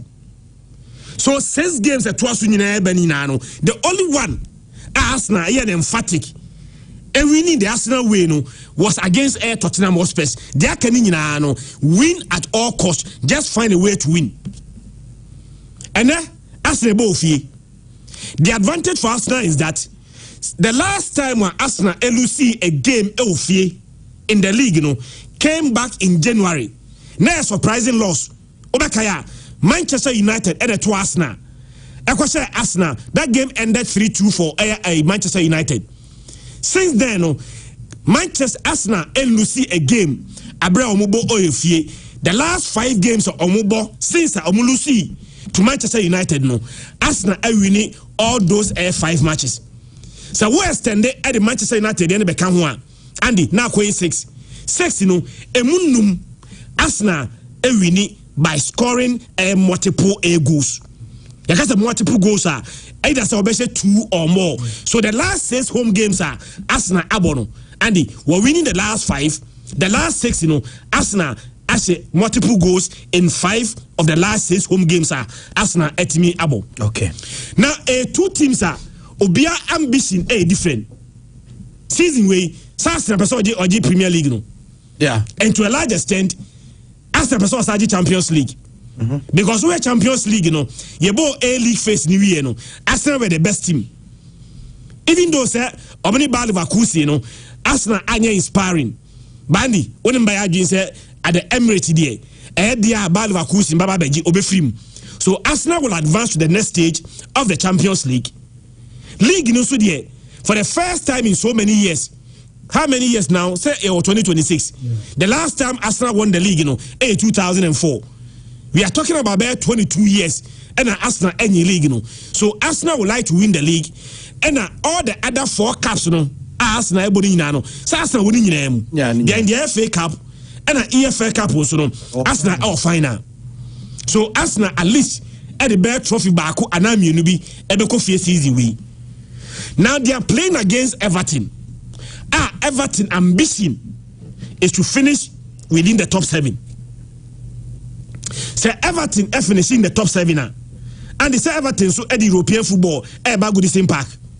So finish 7th be a Premier League in the 5 teams in the Champions League next season. So Premier League at the 5 teams Champions League next season now. Next Everton me finish 7th. One shana Everton bought the Europa Cup. One more Europa Cup cry. Next one finish 7th. At least Conference League there. Everton the baby fee. We are league table now. Everton etoso nwotwe. Omo 43 points. And nwotwe na omo da no. Omo just 1 point behind Brentford. Brentford 44. Everton 43. So from all indication, say Brentford me drop points. Now Everton take advantage. Now Everton gain 1 point and now 2 points and now 3 points are Everton sign Brentford home and move into the top 7. The European football everybody good same pack. What the kaka? Everton 43 points. 43 points now Everton one. Emu 24 omojin away. And that's surprising. Say Everton 43 points now one. Wajimu do draw away than when they are playing at home. 24 out of the 43 points Everton ajin away. See their way in the league table Everton ebetoso 9. How many Arsenal here in the first run of air matches Arsenal winning by 1-0. So Arsenal share Everton kabakwa Everton anti. But Arsenal in their last 4 games Arsenal boy tia Everton no Arsenal remains unbeaten. Don't forget before say Arsenal ever cause 4 unbeaten run against Everton no now the previous 4 now Arsenal ain't me winning game against Everton. But I say Arsenal at any time no they were not winning games against Everton. The last 4 games are Arsenal ball at the same team no Arsenal remains unbeaten. And I'm sure there say Arsenal consider Champions League football. Yami adma next week. But I'll consider Champions League football no one shall let me affect a player selection and it's a team one best started Edama Arsenal against Everton. Already Odegaard injured. And a Trossard and so out. And a Mikel Merino and so pra. Some players when in pra dia. I'm sure say season way player back who pra Arsenal enter Mfinono. Branch defend Odegaard their captain. Because Odegaard the new one more. Born as a airborne on a very good day as a Emma performance. Emma o Messi Branch ya friend Odegaard. Basta onimba Andy. Onimba ya dream say as a Saka a Lucy form kakra. Yes, me know by arguing. Saka Lucy form. Especially sir on my last game on boy see. Omone Leverkusen now say Leverkusen coach in uniform no. Noni Maduke no be replacing no was excellent. Yeah, he even won the penalty for them. Noni Maduke sani pace any the way ultimate creative spaces ebe win penalty no. Between Saka any Abrante friend Martin Maduke there. And there's no question about it who is a better player. But the all those forms is here now. Oh yeah, Arsenal near. Esa oh yeah worried. Abrante friend Bukayo Saka. Bukayo Saka Lucy form. And I may game was Arsenal prepare no for the Champions League against Bayer Leverkusen next week in Tino. One share in the game no coach in Bema Abrante friend Saka a rest. Now Abrante friend Noni Maduke no after the game no ama Arsenal against Everton. Why yes I didn't and they make sense to me because Saka not ready a Lucy form. Now Everton there Andy Oni Bibiabo. They are not playing the FA Cup. They are not playing the Champions League. They are not playing the EFA Cup. When in the last time Everton ball game? When was the last? 11 days ago. When you're enough rest. Last week they were FA Cup. Yeah. And a midweek you know. Yes, I bought there. Yes, I bought Champions League. Onim 80 Everton and 11 days to rest. Now the Babeshia Arsenal. But I never quite I am in Japan and say Andy, a branch of friend Jack Grealish. Echo Everton, the way of starting life at Everton. So I twice to say, yeah, Bianco, when I call up to the English national team. Of course. But a branch of friend Jack Grealish, unfortunately, Yami Adama against Arsenal, and the honestly outer on TV MSC game. And me a game must be a very close contest. But I do not see Arsenal losing this game. A narrow win. Sasa be win Andy still the way we win games and say A2-1 1-0 A2-1 1-0 no ebe one of them what I say so I'm going for an Arsenal win Abrante Fede Saka and rested and Trossard so out because he injured so I out with the any Martinelli any game no so Arsenal air front train no ebe Abrante Fede Noni Maduke any Abrante Fede air Martinelli as the air number 10 Nigel Crest started attack no and they are game to be very very close and but still I see Arsenal win the game by a narrow margin 1-0 and I say by 2-1 Arsenal win obesa we are very safe now also over getting here yeah double chance Arsenal but media my Arsenal win Arsenal be win the game no against Everton. Liverpool about Tottenham Hotspur so it's supposed to be the biggest game of the week but performed into the biggest game of the week now. Me come on some biana show no sum apaja ti hwemanim che se me nka Tottenham Hotspur asem amount for a team sa on the another year no the who feeling no sada na Manchester United for no tama no mo sande na na de year no sada no mo feeling top analyst na o ya analyst na o three team bi unze ngefa oh na fe na be chori okay yemfani no and me name two teams no per their own expectation and their standard. One Obeji say or disappointed by Liverpool a defending champion. Almost spend 444 million pounds in the transfer market. Liverpool for catch and say league we no. Omo nyino kekewu. Yemo first one in me, no Magic League, no man can say. And awache boutique, Thiago, Kwaku Labinum, Portoji, Omunina di Sanko. Amasaka say Premier League no crowd and ye back on Babeju. Say Pep edge to us say Pep edge to us 4. Sa Pep 4 no edge to us no. Baby. Beja to us 4. As I break Pep record no, edge to us 5. I know dim come up. But ye can say Liverpool should be fighting for a top 4. E say Liverpool. Do bet me aya ne say ye be season no. Na Liverpool et me ra top 4 no to win the league in there and the out. We are so disappointed here. Or disappointed. Per their own standard and per their own expectation. Any target almost set him on last season, no. The Omaya here and they were disappointed big time. Plus additions now, Messiah. Now I'm say defending champion has spent £444 million in the transfer market. And then supporters can say, oh yeah, we league here. First one we near G League, you know. Any first one no Magic League we no. No more concentrate on Champions League, you know so. But you say the league no, and you don't be defended. But Tottenham was person so no. At the amount for Shamo, at the Mancasa Honsu day, Shamo. And the Unimpire Tottenham was for ball. Some West Ham bought a home to Air Man City. Empire Spurs for neighbor and say Man City and West Ham Momo. So Man City and West Ham. At the Tottenham was Tottenham Spurs may lose. Trail Liverpool, but now they better be into the relegation zone. And you had the Premier League table, no. All them say Tottenham Hotspurs 29 points. Teams me no at that Tottenham Hotspurs anymore. Nottingham Forest, any West Ham. Omunina 28 points. So Tottenham Hotspurs Lucy. Now West Ham epic win. Nottingham Forest epic winner.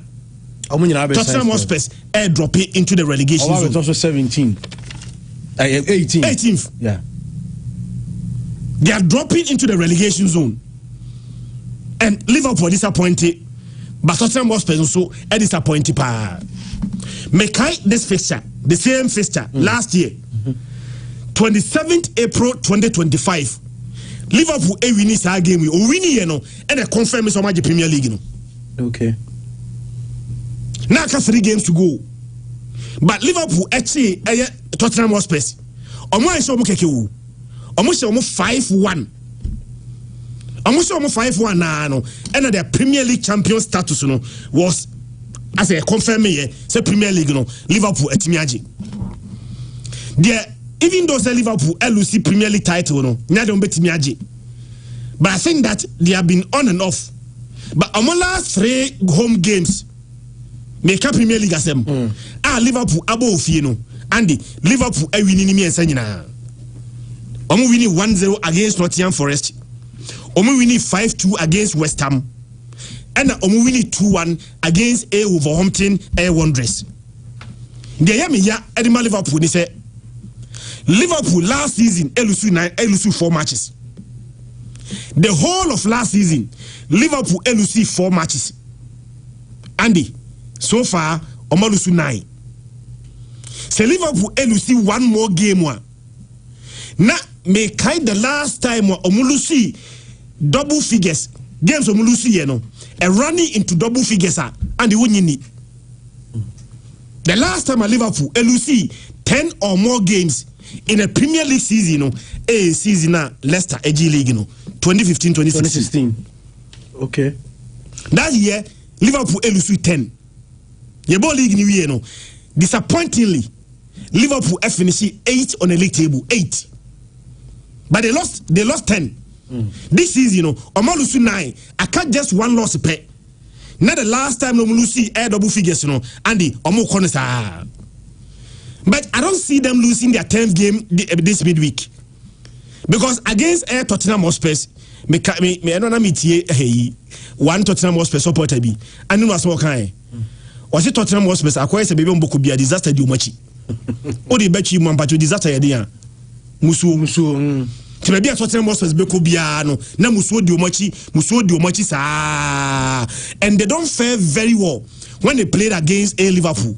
The last 16 games are Tottenham Hotspur about here Liverpool no and they were losing 12 the last 16 Tottenham Hotspurs losing mako 12 they Hamikakra Liverpool the reason why they may not in fact they would not defend the league title no and it's a Oshomene Galatasaray they lost by 1-0 but Liverpool able 15 shots in that game Omanche goal 15 shots in one game against Galatasaray yet Liverpool entmenya even a single goal in that game na me trans na me had mu na no I wanted to find out dia na di we aba Andy last season premier omone Galano onum say obo Soboslai on the left and obo Mohamed Salah on the right and obo Airfly Vit number 10 behind Ekitike and the TNBM Soboslai ebo on the left me can mo attack here no okay Soboslai on the left Mohamed Salah on the right Flying Vet as number 10 and Higo Ekitike as the main striker so left and right you know na Soboslai and Mohamed Salah last year baby a Liverpool edgy league you know Andy their left and right Nanya number 10 Nanya because they had a striker it was because last season you know Mohamed Salah edifi air right hiba no na Luis Diaz edifi left hiba improper contest tewe last season where Premier League okay last season Mohamed Salah had 29 goals in the Premier League 29 and will provide 18 assists it is Salah nkwa goal contribution no at the command man here 47 I confirm yeah Salah nkwa goal contribution in the league last season no na 47 Luis Diaz our counterpart on the left side you know Andy and so Emma 14 goals in the Premier League 14 and Omar 14 assists 28 so Luis Diaz goal contribution you know 28 Salah say 47 Luis Diaz Emma 28 and the combined 28 and 47 75 Liverpool team na no 84 goals last season Liverpool team na no 84 goals last season Mohamed Salah and Luis Diaz contributing 75% of the 84 goals Luis Diaz didn't dey call and Salah so form no and say last season there no yeah and baby Liverpool yeah mistake man say Omankasa admit it say one of their biggest mistake omo yeah no and the selling of Luis Diaz to Bayern Munich Omanti replace no but against Tottenham Hotspur selection issue Omukra no at full strength crowd that say no matter selection issue onum say Van de Ven di red card against Crystal Palace and because of that red card in it no and they game no out and Christian Romero and Pahina and so injured almost say Romero illness oyare and Pahina so ye injured to no see out and omo beka players omo pra ho say Bisuma injured long time injury Abrante friend Destiny Udogi ongrade benye so betima bubo ni bim and Abrante friend Conor Gallagher and so out of this game already Kudus here out Bentancur out and Kulusevski out and James Maddison out and again you know they could miss as much as 13 key players against Liverpool. Me sure mo center back no ye Kevin Danso and Dragos in 4 and 5 quite them and honestly omo coach ne ka sem na are now all this can say Paiha Van der Ven yes Romero mo absence no say also no aka say wo bi da also dey to no and wo bi da and omoni Liverpool dey sremo Bom Fanku, Tottenham Hotspur is on the chopping board. Acquire them, slaughter them for us. Slaughter them. This goes to Anna Slot. Anna Slot, slaughter them. Anna Slot, slaughter them. Muti. Na Monday, ebi miti mmeju ba.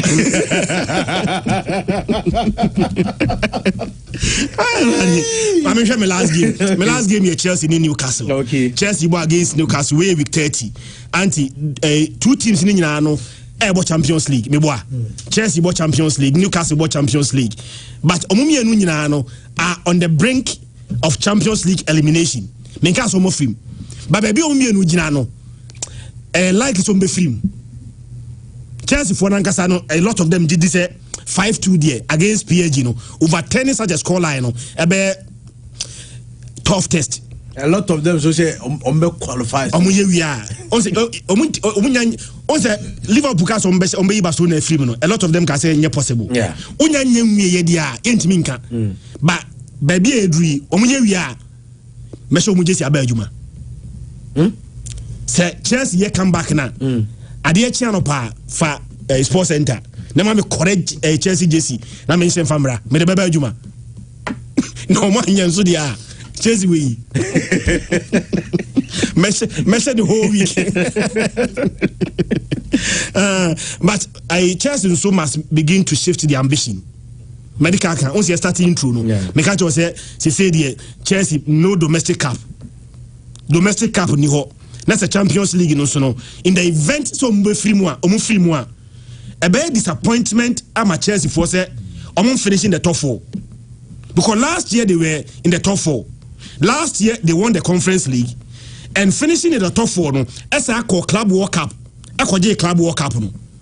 So last year no team can say and last season no Chelsea season no even though say omo anyi league there but mo season no was a huge success. Especially sa Club World Cup no mkoji ye no. E be ka Conference League no ho no e mo season Andy obetime define say na a huge success. But Andy yen kuma ye di Chelsea at the feet on the league table. Omo 49 points. 49 points no mo da no. Omo da teams be achi. Andy omo da Manchester United otoso miensa. Chelsea with 49 points. Manchester United otoso miensa. Manchester United 51 points, meaning that Manchester United only 2 points better than Chelsea. Chelsea 49, Manchester 51.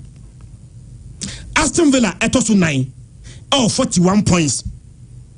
Chelsea etosu watche. How many points? I think Chelsea 48 points rather. But in the advantage for Chelsea. Teams now 48. Teams now Chelsea no more body no. Chelsea and a better goal difference. Manchester goal difference plus 11. Aston Villa goal difference plus 5. Yeah. Chelsea goal difference plus 19. Yeah. So since our teams ninya equal level on points Chelsea 8 say umunyina ho. Chelsea bet in the one game pe. Assign Manchester United ho, assign Aston Villa ho and they push into the top 4. And by this time of the year, and the ambition say let's try say ebe finishing the top 4. Unim say Chelsea are appointed their new coach Rossiniano. Now on Lucy game until so me Oshia Arsenal was it in the FA Cup home and away. And Arsenal born home and away. They were not losing games. Sa and Obrikoshia PSG. Andy Onim say games kesiye eti say oni PSG, oni Madrid, oni Barca no. Obeti in about 10 minutes elusu tie no. Yeah. Chelsea ni PSG no for close to 75 minutes. For close to about 75 minutes Andy Chelsea competed. Catch them me boy. No correct. Yeah, about 75 minutes you know. Not Chelsea any PSG, na toe to toe. They were actually competing. But the last 15 minutes, and a Chelsea did lose the game, and lose eventually even the tie.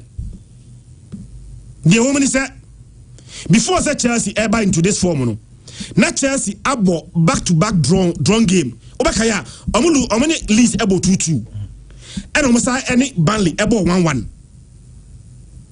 And a Chelsea, I show lose 2-1 to Arsenal. So 3 games ebano, 2-1 loss to Arsenal. 1-1 against Manly and a 2-2 against Leeds United. But Chelsea bounce back. Ekwa away or Villa Park. Ekwa chi Aston Villa. Eshe de kanai. Emma Aston Villa eti ekademu bako.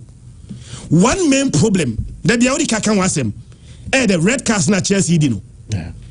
Anytime a Chelsea be the red card biano, enyansunso so boni team no so. But again, Andy Rossini bae no. Wabo 16 games as Chelsea's manager. Emumi and Sape and a Chelsea keep a clean sheet. 16 games. Andy say o backline leaky. Now consider goals are and winning a much more difficult. Yeah. And 16 games I'm a panny buy no or you saw them papa we could say size. Yen nya bra de buy no. And you size cry bet me nyas ni no nyas 16 games and you must repair and a ball anto air Chelsea net. And I think that they will try to solve that. That also mean you know. Okay, the last time a Chelsea winning Premier League game or Stamford Bridge. The last time a Chelsea winning game of fee. Na 31st January this year against West Ham. Oh fie. And no cry no. West Ham take a 2-goal lead. And a Chelsea from behind. Better take no. West Ham by 3 goals to 2. So at Stamford Bridge, me pass Chelsea call. Me confirm the longest unbeaten home run. Timwa Okra the longest unbeaten home run in the Premier League no. Chelsea. At certain point, na Stamford Bridge Andy. Ko hono mo a. Now ko bon pass o de draw bi na na say o kwate air loss no so. But I say akwa say ho enye amanfo nsuro Stamford Bridge ho biem. They are playing against a Newcastle. The advantage for Newcastle and Chelsea is, and they say, even though say Newcastle are unbeaten against Chelsea in their last 3 matches. Newcastle and Chelsea, Asia, the last 3 games, you know, Newcastle are unbeaten. Season way, Omusia first run no game no end the 8-2-2. Oh, St. James. But mention no, the last time at Newcastle, winning a game, our Stamford Bridge, Andy. 2012 May 2012 Papi Cisse and they inspired Newcastle and Momoshare Chelsea by 8-2-0. A free 2012 Airbano Chelsea and Lucy a game at home to Timwa your friend A Newcastle. We are coach now and the goalkeeping situation no Minnesota Begam Bubium. Sir Philip Jorgensen no and Robert Sanchez no there's a huge gap. So Philip Jorgensen na ba na FA Cup against Minos bia o mo shada na ade no and ade Sir Jorgensen ne ba bebo de o kwakere against PSG ni de and there or a bench. But before PSG game no Peter Schmeichel eka o pesa say ono o wate say coach no aka kire Jorgensen say on na number 1 now. Obeko fi coach no be do so na djuma ntem. Dia kure ko ye against PSG no o say be number 1 beam in a game you need to win to make sure that we push for your top 4 ambition. Andy abrante ba kwa ye kasa o say ye Premier League signing sir ye kasa yenka the best Premier League signing na sa Joao Pedro no obi amoni di hu menka Pedro neto Joao Pedro me kwa Joao Pedro o say Chelsea to Joao Pedro ne ko club World Cup Friday wa hasi against PSG onyago but va edisalawe onim say in the Premier League no oka top scorers in the Premier League Haaland 22 goals next to Haaland no sa Igor Thiago na osi aka na Brentford yeah. Andy ono 18 goals Semenyo etoso miensa 14 goals and a Joao Pedro 14 goals in the Premier League goal king charge no Chelsea player no etoso 9 there ni can say so we penalties free one non-penalty goals are Andy Haaland has 19 goals. The only player or want more non-penalty goals than Joao Pedro no Haaland 19 goals. O mama kani nyina no Joao Pedro goals na wase no. Andy 14 of them no none of them na penalty. None na penalty. And in the year 2026 was the Premier League started last year and in 2026 you know Andy or outright top scorer in the Premier League. There is no player in the Premier League, you know, watch more goals than him. Andy, in the year 2028, you know, Premier League goals, you know, Andy, watch 8. No player has more goals than him. Oh, now you Newcastle coach now. Obe my branch friend Anthony Gordon Abuana say Obe wrestling for Barca. Anthony Gordon play or rest him and prepare him against Barcelona. Sad dilemma no. May hear how the coach will play it. But again, Andy, only say Newcastle struggle away. They are playing against Chelsea on time mini game against Chelsea, but they can't. Their last win against Chelsea came back in 2012. And a season we check the Premier League table. Wait. Newcastle about 14 games were away. 14 games no about away no. Or match 14 goals were away. Mewa. 14 games were away. 14 goals were away. I'm not surprised. Transfer back wa amwa obia no.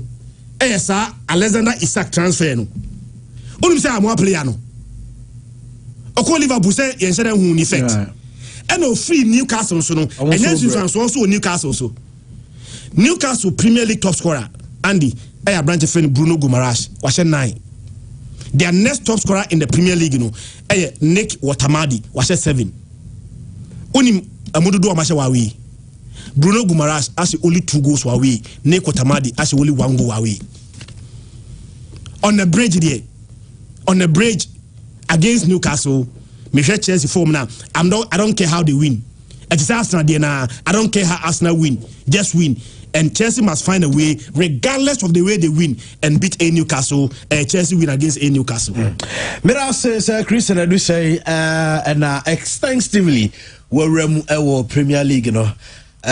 Obi say Argentina mene Christian Sere Maso Patrick Sere Maso. Debi yes no. Me dem esiri no. Opo on nya me a. Akwa we. Onye.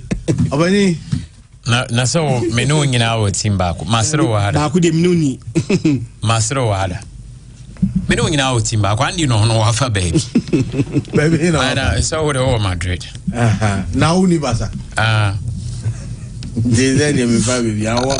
Atamfo nyanyame so what is asem na and I wanted that be our show come as every day so dey wa kan dey ba yen so dey ekobbo ti yesu nim kwa be fa so abo ye da wan say wa chechire obi hu bo bia be bo le di yigina ebe gina pool no 90 minutes ba na bo bi na ko ba na bo bi na ko draw when Liverpool match Sara mkobo Sara ese coach ni omo nyina ngina po keeper ni gina na omo nyina egine na mo de mo bi nche na say boy ye pa ebe gina ye mo say is not against any law ebi na obi ye kasa nkofo bi are playing ugly amobu ofi but say mo kasa Atletico they play ugly, don't you say that. But as Arsenal, me, I don't know why Arsenal are blowing this out of proportion because Makase nipa de will be a beka wasem and they be cry away the pobi in can papa. Why will you fight everybody who says it? Can you fight? Fight will be to me a fighting. Won't to me fighting. And I'm what? It's the emphasis on Obisu Beka. We Beka, you can't fight it. The SOS say concentrate and do the right thing. You're a master. Unim dia warrior. So do what you're doing. At all the day, it's all about getting your friends say the championship. Arsenal championship or magic, whether ugly or not or magic. But the truth is this: you cannot also stop somebody from also sharing his opinion as to what he sees. They're opinionated, and opinionated debates, nobody wins. For example, dating idea me obasa, Chris dating obasa, be how beautiful they play in a chonkoy.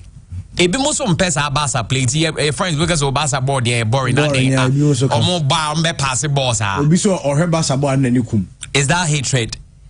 Also the opinion. That is his opinion. The opinion. Yes, also no opinion. Nti o say maybe a Barca because o boa me no nya adwene Andy o ye den aye ntumi nsipo because me then I make trust say Barca better than Madrid that one day we me be adwuma. And then I make trust say be Madrid better than Barca. And here say make cry. And here ye ko twinua. No, yeah, agree. Majority I say, in the team behind say, oh, be a championship team, then people start talking about you. I say, Nipebia, whether negative or positive, they talk more about you. Means that arrive. But on the other side, no, we always want to hear positive thing. No. Obu okra nipa na Christian all car bars na kra born on said that nimu. Is it not some crow okay mistake? For example, set piece in Bajotie, you practice and Sunday Akobana on himself. It's a team set pieces be brand. That's all my practicing it very well, no more executing. So Mikel Obi also share one go, 1 goal, 7 years. Oh, now Marco Van Basten to how many goals? Some Marco Van Basten. Who's on Mecan? Marco Van Basten, the other go, be 1 goal. Integration is a matter of opinion. but also what the American Asia. Opa, but Messi could be because the ball no body. So because Cristiano Ronaldo ngadi. Okay, so we been ban. I mean, no, Hana Mekas as okay, yeah.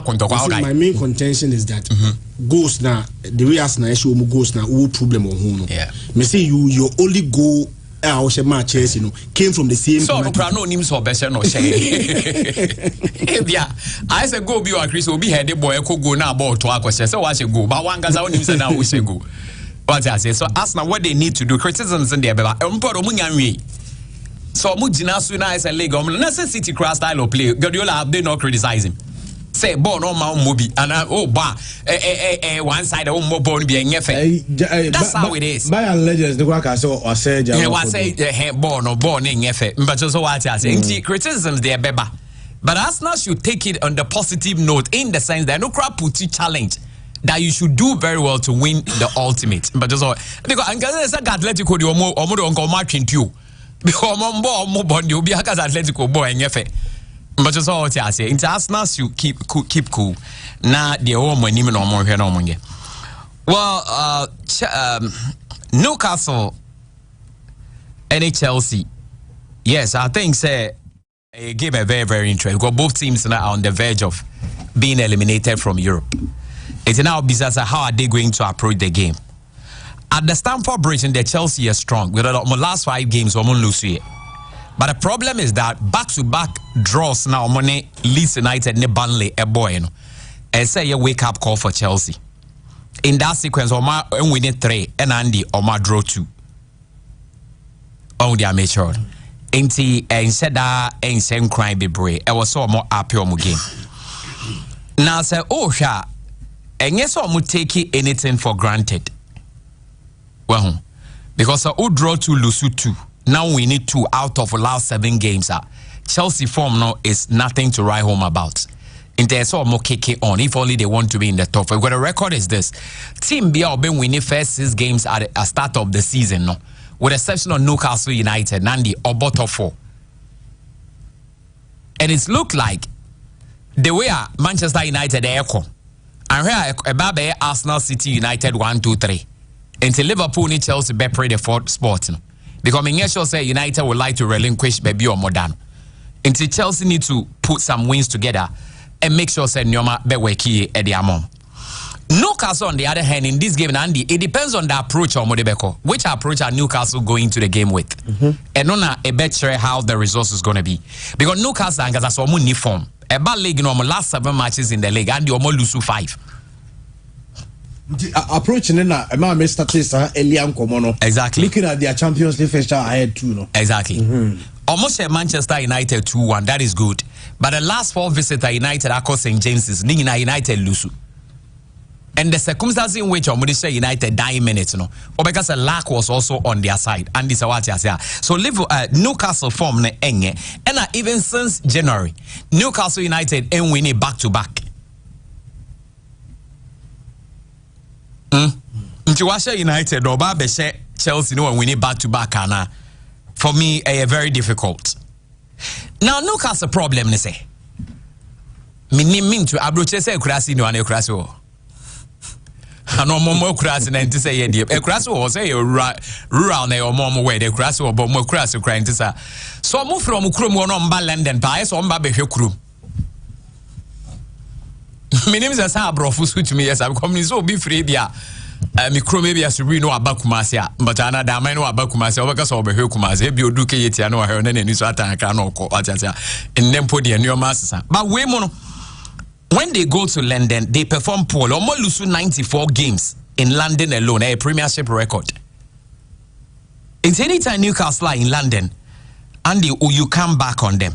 Now, sorry, head to head. The last 12 games, the Chelsea are winning 3 and Omar draw 1. It was the Stamford Bridge.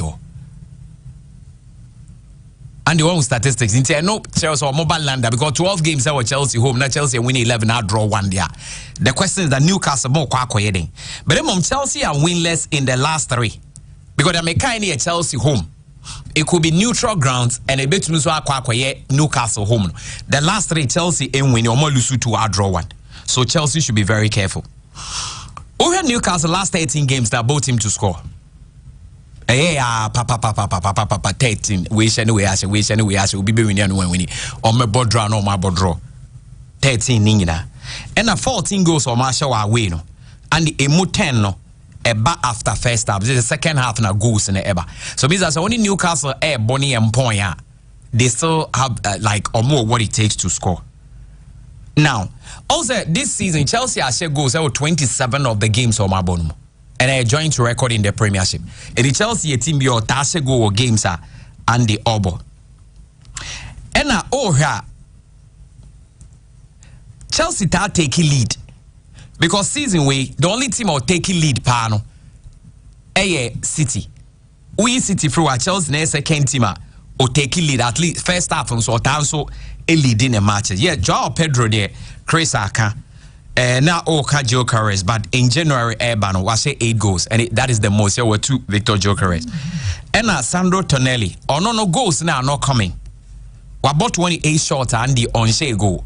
So he might be the main man to threaten your friend is saying Chelsea for.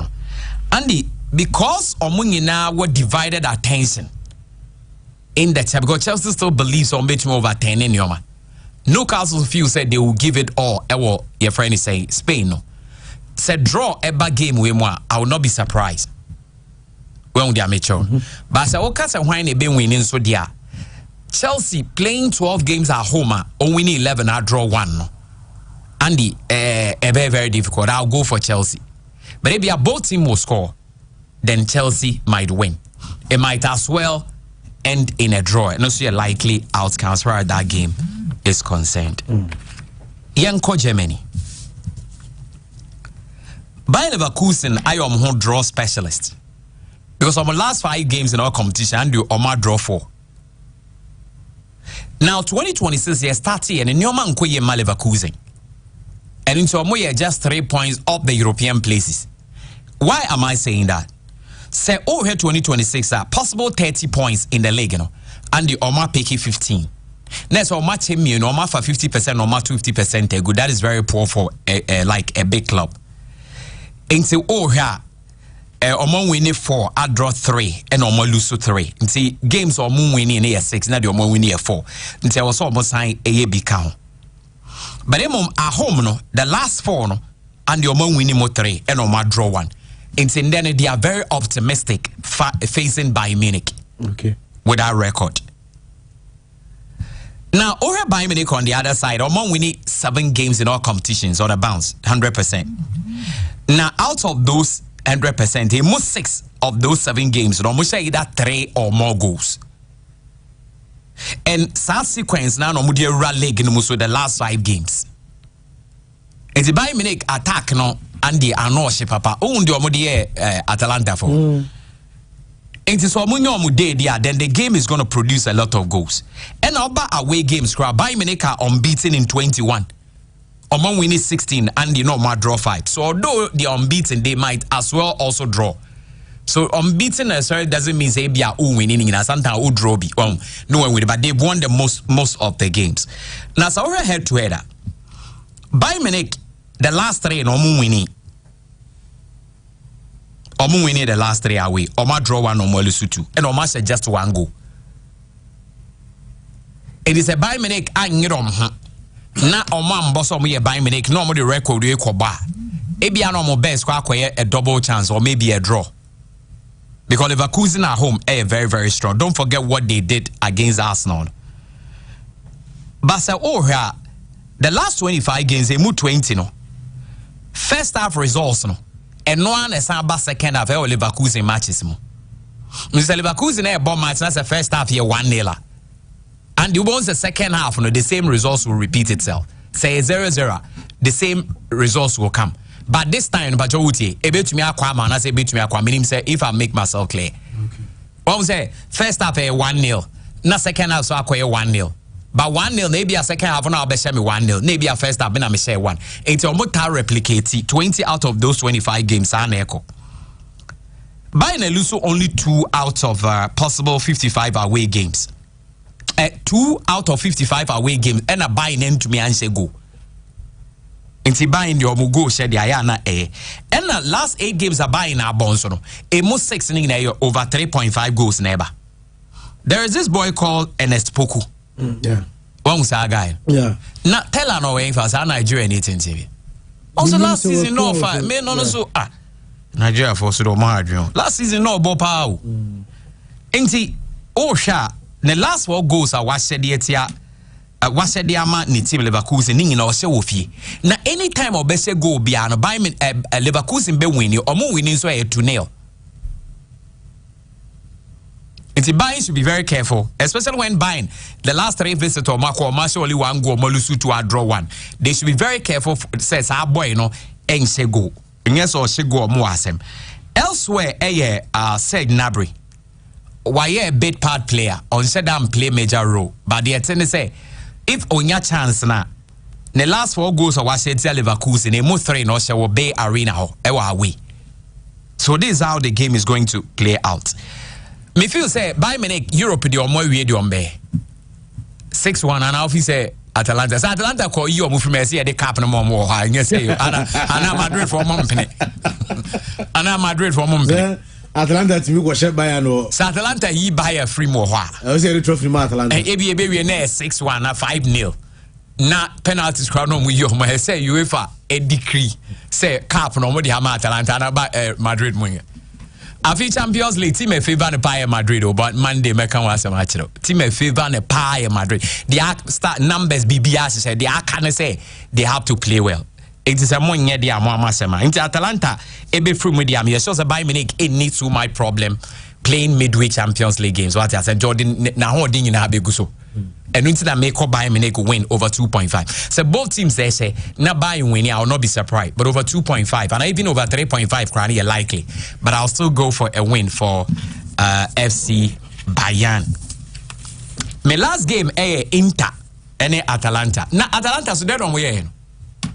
When him said they are the only Italian team and not Markham Champions League. Not an Italian team when it gets to where it matters most are not they flatter to deceive. Oh, they appear the Inter final. Obeka saying Inter no omo ye den on bar final. Monso Bayern no Italy team back up wa kem no. Ni home no wa question the 6-1. Bayern for no mercy for the cripple in their challenge. So na yese we a osa akosia Inter. And as Atalanta so omo assemble the because Inter so your team be Atalanta omo ye bugisa Atalanta ntumi omo kra. It's game win is about how many goals nebia Inter so be show. And say Inter so na ni omo no omo san akọ Germany na ni omo the team no be disjointed.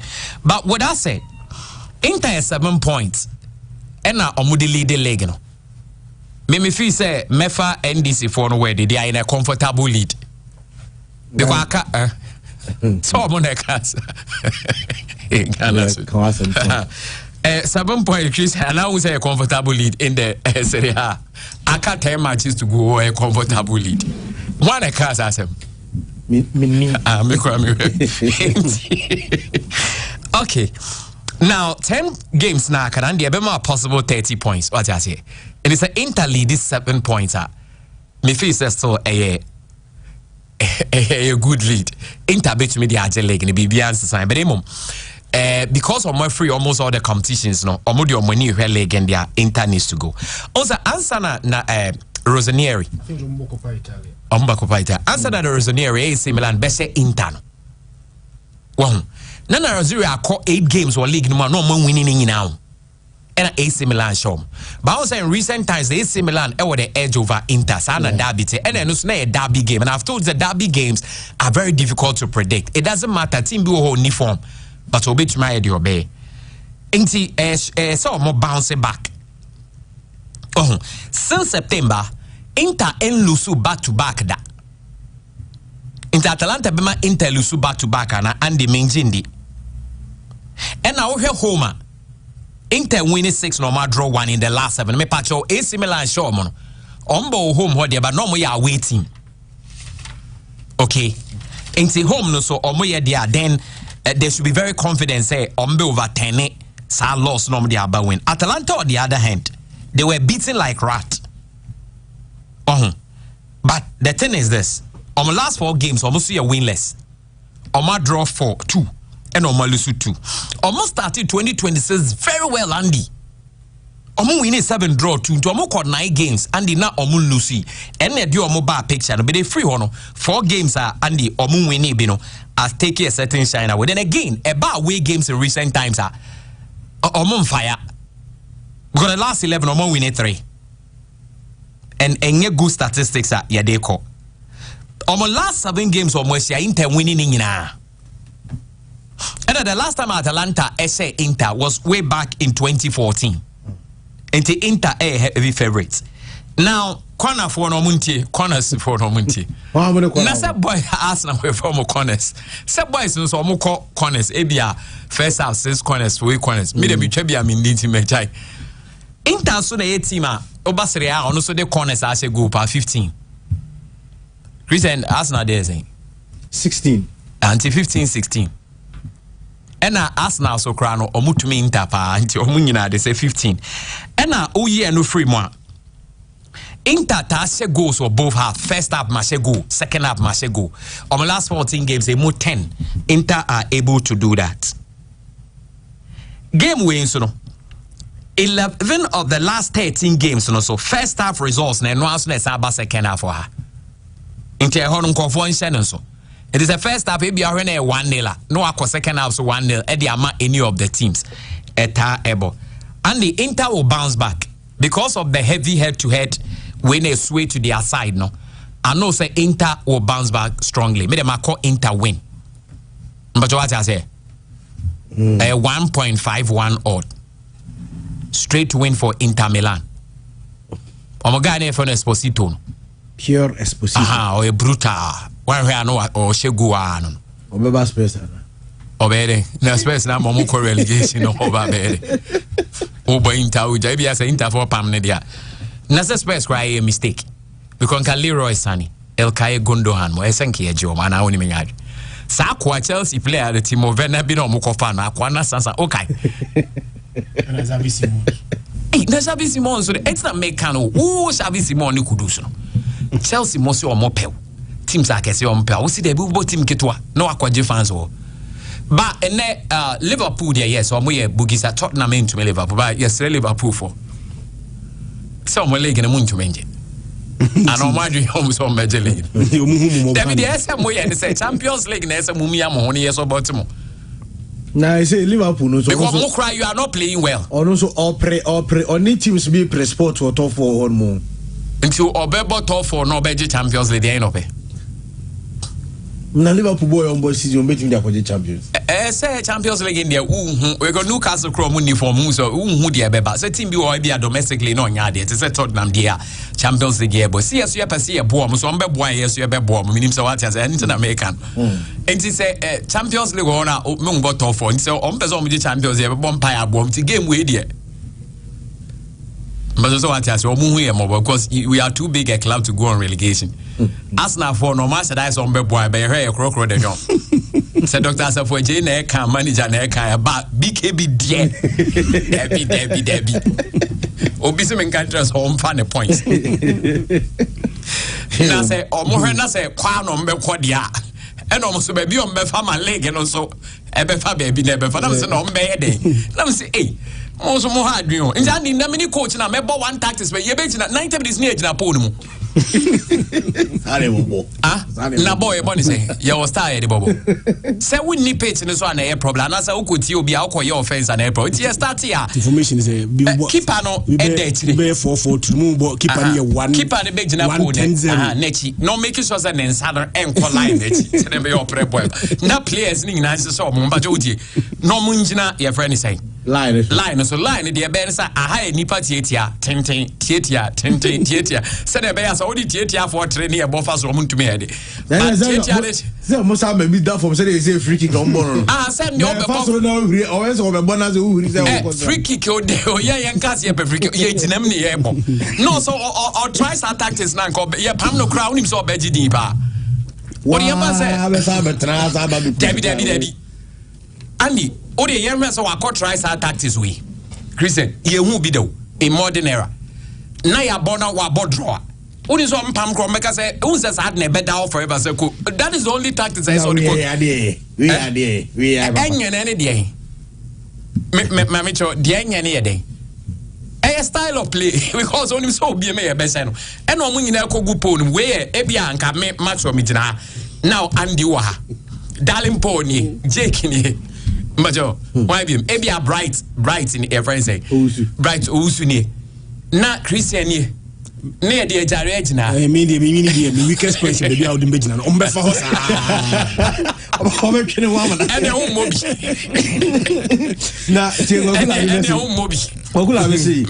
beautiful football is not always the answer to trophies. Yeah, for sure. Sometimes you need to exploit a situation favorable to you but hindrance to opposition to be successful. People should leave Arsenal alone. Leave them alone. They are doing what's best for them. I think I agree with him. Say or not, bro. For sometimes. But when you do it all the time, it also becomes a problem. But we one of just one season. It is sometimes you adapt because of situations. But say the same thing now, you can easily be read. Yeah, we need answers. Inti ne brofona no, the brofona menene ya just sometimes. And I'm better so what I say. I say Madrid or mo say Charlie ye place in your ye team in City ye babe defending but you can come better three. Somebody about defending him against. But I'm take risk. Madrid took the risk and it worked. They drew baby out pumpo take risk. Because failure to take that risk in itself, it's a risk. We know Arsenal to be in England team or Bobo FA on the Pep Guardiola by me boy. And the my England you saying now don't need any you Henry and Yaje. Ah now okay Dennis Beckham on yadi. Mark Overmars. Only had never Barcelona went to me and boss okay. Look how more players, stylish, and near him. It's the moment I'll be changing, you know, and the way there, people will raise questions, but it doesn't matter. At the end of the day, your own people will raise questions. What's your championship now? And what matter? You need to concentrate and do your work. Men for what dream outsiders, no, because when you see when you so and but you obet me cry a leg and but you and you know, be say. Arsenal leg na engine from him now or my engineer. Now I won't say team be leg my from him say born on boy nengeda. Into comment we say distractive. A bit just to sway attention. But what I say, and I only you have to concentrate and play your game. That's it. Mira say na yebefie ni ababedinko but minim say Mamonita one of the biggest brander eba Trent get this one on you for recording for me why na me pushi enko information about one of the biggest brands are omo eton sports and fitness products e we are seeing now Decathlon say wadwene enko so Decathlon for na for some time na Ghana I say they na enkran na no more na Kumasi call said abe no beba Kumasi finally Decathlon they are in Kumasi. Oh okay. And omo so mabeji a brand new store ewo Kumasi ya. Oh okay. Na nyankopon ya adoma fia da edi enemy Friday be 21st of March anopa 9 and omo ye the grand opening. Now wabe explore omo wide range of sports and fitness products no Decathlon. Na almost celebrate sa omo arrive at Kumasi no bacho omo Kumasi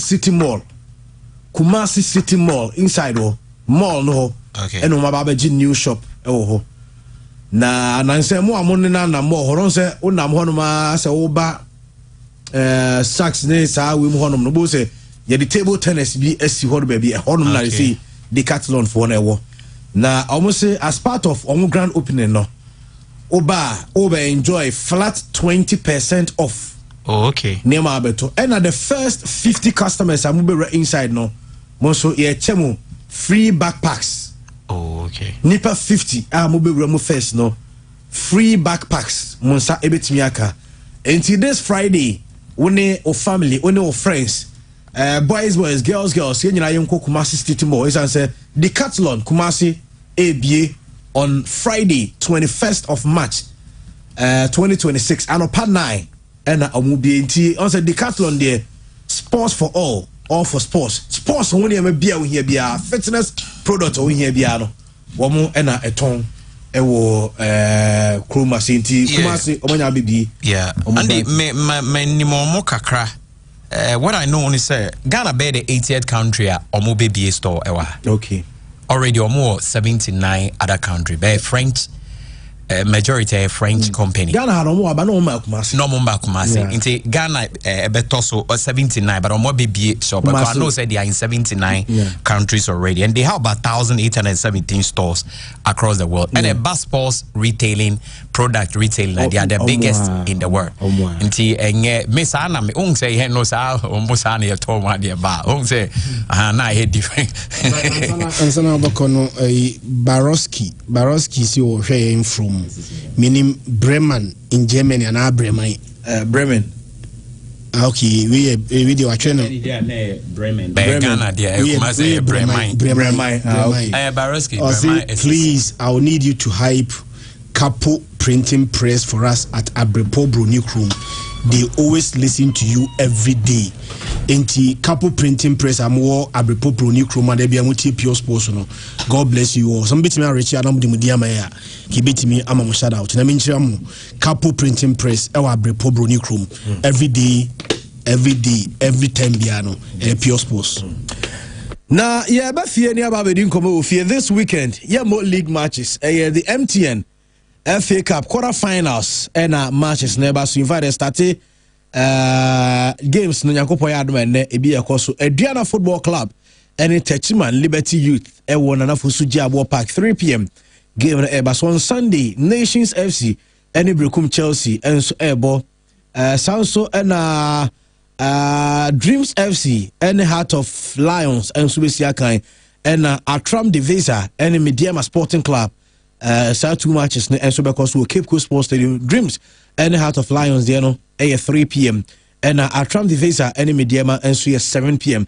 with the Cape Coast Sports Stadium. Tinyankopo ya aduma we matches are call the MTN FA Cup quarterfinals now games no and so now coaches any players edding komo edi afa games no darling part na semeba so but my entire reactions ne kakra na fe memra po from po na imra matches so but the kan kra no Mr. Wilson Arthur wono na odi animu eba MTN FA Cup na wakasa so this weekend omo ma special soccer event across maybe a MTN FA Cup games cause Mr. Wilson Arthur nenkomo going into such a game Aduana will have to be extra careful because what normally happens is when you are a premier club and you are going to play a Division 1 club, it's difficult for the boys, the big boys, they feel so big that they will not even press.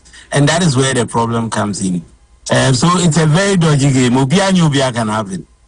Now, when you look at the other match, Nations versus Brekum Chelsea, it's another very interesting, and that will be on Sunday. Very interesting match because Nations wants to go to Africa. I'm not too sure about Brekum Chelsea, but I know that Nations wants to go to Africa. Brekum Chelsea is more worried about Premiership, getting being retained in the Premiership. So I'm sure it's a game that Nations have all to play for. If they mess up or if they slack, Brekum Chelsea can surprise them. So that's very interesting. So the Bono matches, the showdown is at Nana Fusu Giabos Park at Bichip. Everything has been done. Promotion is ongoing, and we've sent all the logistics they need. It's going to be a very interesting game. But the real games will be at Cape Coast. We moved the game to Cape Coast because we want to put it on national and international TV. We want to invest heavily and put that match. That's so we were very worried, we had concern about the ambience. That's why we sent it to Cape Coast, where we have a standard pitch, 4 changing rooms. The facilities are there, but we have a lot of work to do to fill up the place because that place is 20,000 capacity stadium. So that is what everything is under control. And we have Mr. Wilson Arthur and I can Sioba Aristika, a coach at the Aduana Football Club or at the Theatre Chiman, Liberty Youth, and also Akasa at the Afa game. You know, from the long time, the have 3-game draw and a little less from the player. But it's a good you win the game 2-0. Sometime in the game we have very good play. Sometimes little mistake, but now the morale from our team is up and is waiting from the next game about is very important from our team. We are gonna support her every time I speak. Thank you about also last game is coming here and listen me message. I see the Adwana supporter. The first 45 minutes is the 0-0, but is still silent, still support the player, our player, still give the moral. Eno Ayesioba Aristika Bashir Hayford NCO coach at the Heart of Lions or body at Dreams FC Ninkoma Wadi ahead of the game. Bashir Hayford any. Oh, we are also preparing very well, but don't forget to say here materials are what the nursing or horses here. This is what maybe some of you have forgotten to consider. Material protocol the baye for onano mugusu. The team is there. We're actually honest, yes, but the materials have changed. It is very difficult to say because no. Yes, as I say, you may have the need to media. Then we see what we can do. But cup match, they only say approaching it different. Because this one, you lose, you are going. League match, then you know, say even if you lose, you have a second round to beat them. But you won't beat you. So you have to put all hands on deck and make sure you get your win. I know the Bashilistic coach Bashir Hayford or to my friends Dreams. Now Wilfred Drummond and so your coach at my Dreams FC. Also Asia Bashir Hayford will tear Bashir in 70 years and also the way at Tuda. Is gradually picking up and building up to this important festival, so to speak. We have a very rich history with the FA Cup, so the club is taking this clash, the club is taking this quarterfinals very, very seriously. Where we expect a very difficult challenge, but we should be able to, handle whatever challenge they will pose. Yes, in the Ghana we went and we lost by a penalty. In the second round fixture, we managed to beat them 3-0. So therefore, games between Heart of Lions and Dreams FC has always been a challenging game, has always been an eventful game. And I'm looking forward to Sunday that we are going to witness an eventful football. I think that also we like to put the ball on the ground and like to play through the test. We share similar friendship by way of play side. So I believe that this game is going to be very, very interesting and very tactical. I know Wilfred Drummond and I tell Canada Ibrahim Tanko Anyas coach at the Media Sporting Club or at Drum Divisa na coach Ibrahim Tanko and so Ensimi. No, I think it's normal that after a very bad day against Ohoi, because looking at how the game went, it was really bad day for us. So this is something that we always, after every game, we meet the players and they look at our video and they look at what we did well and what we didn't. Then we work for it in training. I think this is what happened. No, I think if a supporter comes to stadium, he's looking at that his team will win, and so that he will go home very happy. But I think we, the technical team and the players, are the same. We want to win the game. But like I said, we had a very bad day looking at how the game went. So definitely, I mean, like this team give them also a lot of happiness. I don't think this is the time that they have to abandon the team. We still have 9 games to play, and the next is MTN FA Cup. So we are preparing for that and hope that we'll go to the next one. No, I think like any other game, and Atram Divisa is a very good team. And Atram self is my friend. We work together with the U23. And I don't think we have to take the game lightly because, like I said, we want to go to the next one. So definitely we are approaching the game with all seriousness. I know your coach, Ibrahim Tanko, and Yetene Kano. Na inkuta jene kwa kwa nansi adanko ena kakaku omoyonko dalempo pa from Pong Andy Casillas pa from Pong Andy Sousu. Fantastic kaka we safe adanko is safe pa that I don't worry adanko pa adanko ne o masama ko kan adanko opo man say ya only say as a friendly game sir house in the golden cake and na airball 87th minute akasima miensa na ye do osom na ekwa wiye house age 1 yapon entene e Pobi man has a folk e boy yonko fa kansi oni golden cake and a boy has I'm a golden cake asani kabako wentibanti Andy Kotokonso boy na Kotokoni Debi be United and a boy Kotokonso trao ama Debi be United abesane 4-1 Sir. So mumi enu MTN FA Cup. Oni bobo pao. Oh Christian on kono konya no. O se cambiem. O se na o se dia mega. Ko dia na ma afi wani je na saba. O se dia mega. Azel me ka of say has what he said. Nto obo kotoko de bi na so san go for de omuni. O ka so mo say one am say obu nyina division 1 side. Say Golden Cake Division 1 side. Anna Debi United so Division 1 side. But Golden Cake for him bossing Debi before. I didn't know guys. Darren Paul kan wasa why. Obi akwa frere. Debi. Aye. Nintio. Belly just here from Debi. Onim say Debi for no. Omo na zone 1B. Omo qualify. Oh, okay. Omo bebo playoff.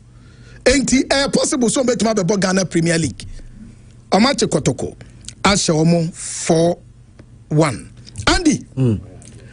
MTN FA Cup no. Was not aba be confirm say wa be G League no ana MTN FA Cup no. On be 100,000 Ghana cedis for Africa preparation. 1 billion. Yes. Ojia. Now ko Africa. On be 100,000.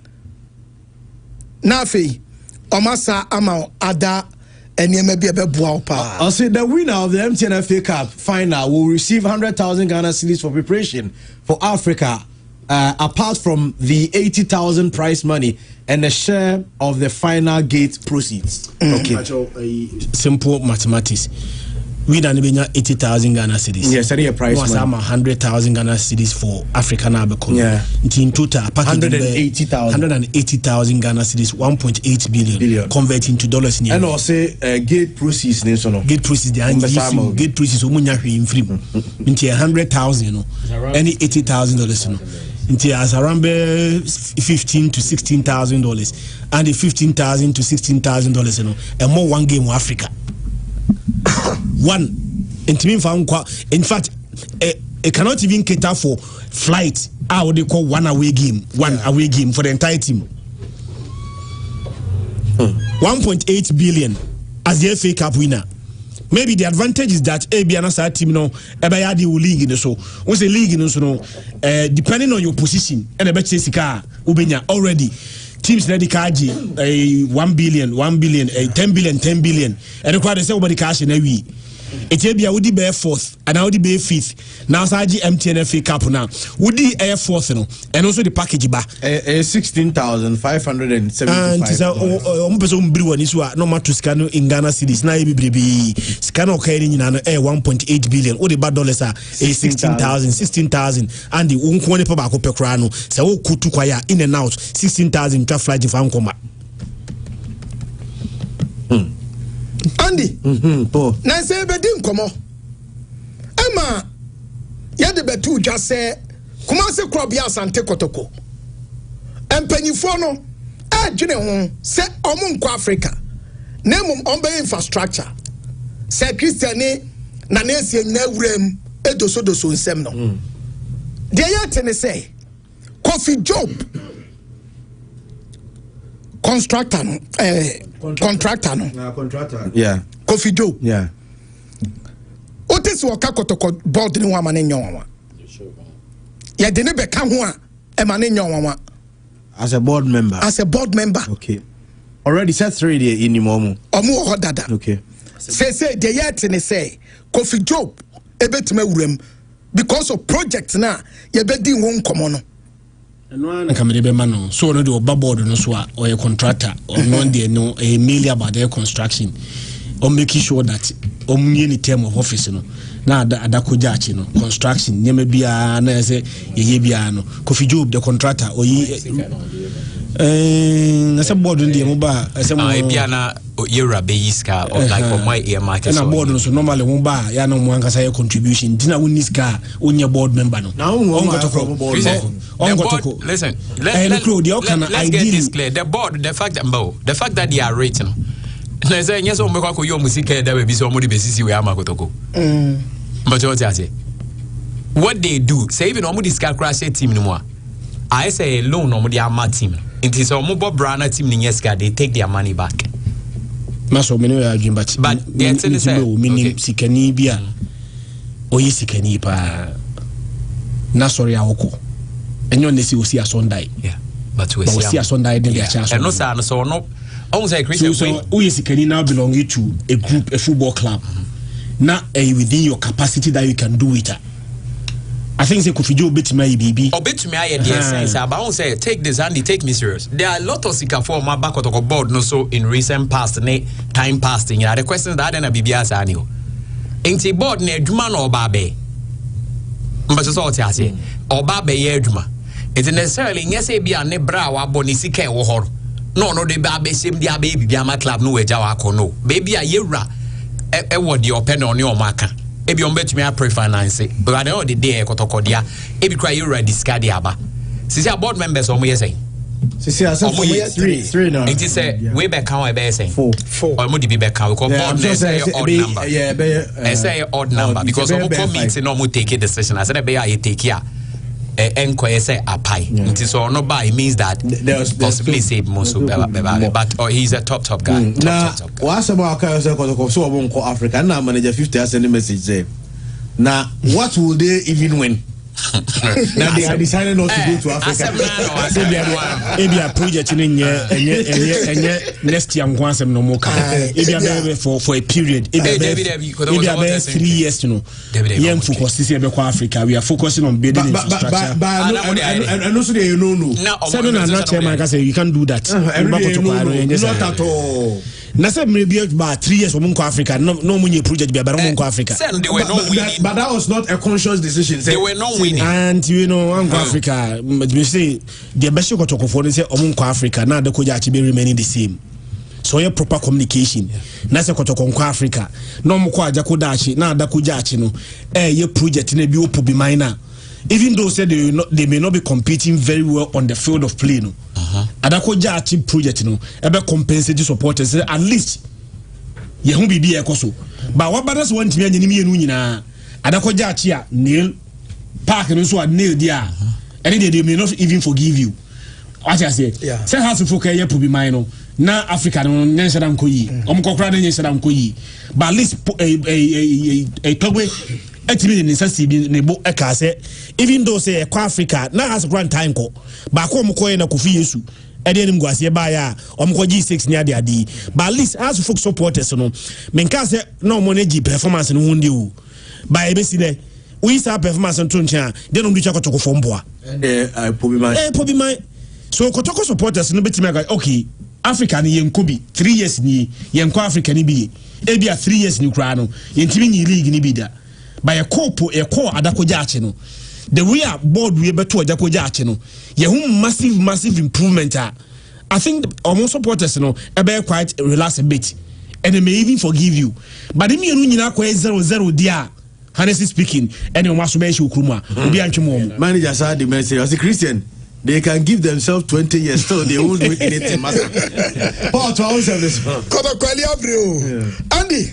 MTN FA Cup Onim said 2 games basu obechem na 2 games abasu Cape Coast enti we a quarter final stage ba say Christian mo hu se kotkoni ase nyina enye semi finals kra no mo nka ho ye o omo nim bon na echi na no omo bo friend my we age 4-1 we bo friend ma age 4-1 we age 1-0 ko ba de we FA Cup team omo say be excuse me 3 years or monk Africa that's all 3 years me na me cancer na say the one me na me can say bia o ma mo period be say 3 years that's also come official communication ma bonti I don't make an official but statement but Andy just a minute Pobi my house we no monk Africa Christian Omuwe po my come and Africa the has alabraka omunko.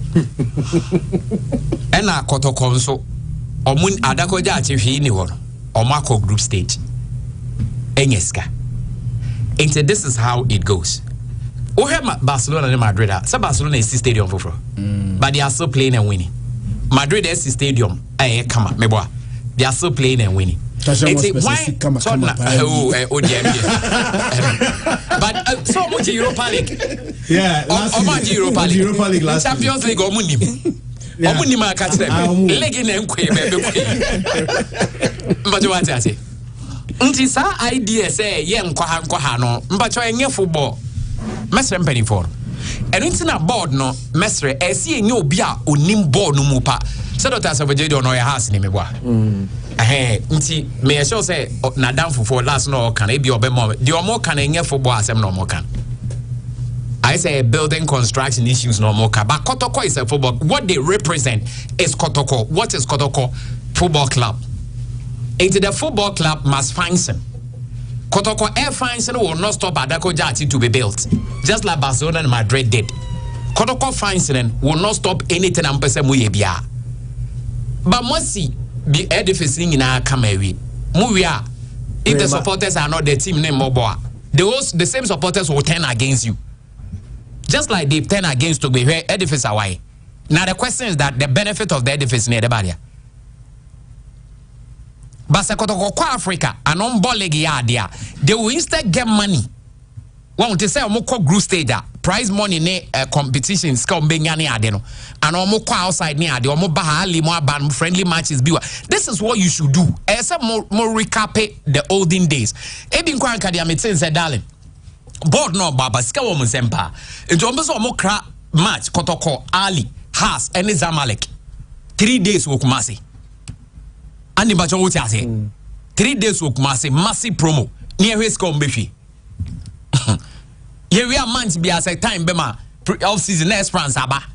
No we aba near hwe ska ombehwi. Nti sa sika no kura be ma musika ma mo de akwada koja ase. But so be kasa because infrastructure ntino Internet on top players, and as on top players, papa. And I say, Bobo among your I don't get it. But just what must have not make an assay. Intimacy and penny for the Debbie we are in a ball. Someone here who had a Koja Kranasa Kotoko, a dominating Ghana and Africa, Moko, money zone consistently for 8 years. Crowd, so comfort Bajamoso. How's the Champions League no more? Training grounds, Grana and papa. But what I say, and she said, offer team the first thing. The core duty in tia mobile the club. It is a moya club ni ya Andy. For example, small boy or motor on baby bray. Someone right. Samunya bina muye timi na moton be 256 of those players. And no be generate ska because eduma no ma but everybody should understand. And no more music or ma bo bresi or no de koyo. Eduma ni ye ra form so mo me. But what I say, fine, me nim komo e be you run your modi. But all the year run and be finance no money the omunim de e pushy. And this omudi omusika crash him na kotoko bobo neska ba. The board would have to take their money back. Because kotoko a company. And the minimum what I say. In say be amfans and the who is kenina ye do aba pure ha. Say be a be manager. It doesn't mean say who sike good them na who be dey betu etuaka. Eduma na obe neska ba. Until when there is no money now do sika shema scan ba oye dey.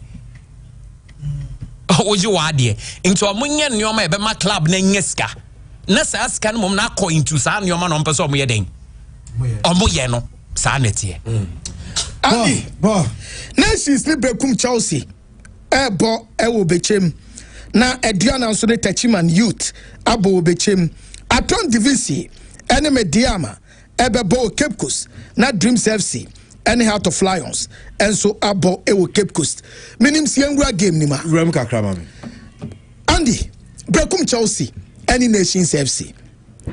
One thing about MTN FA Cup no and say na ewo enwani on surprises bianyo bia enti was na take no unwu se osiso saa but yentimi enka MTN FA Cup ewa abra yen link with the league because yen enim said there are seasons team be what form are all dominating the league as akwa MTN FA Cup.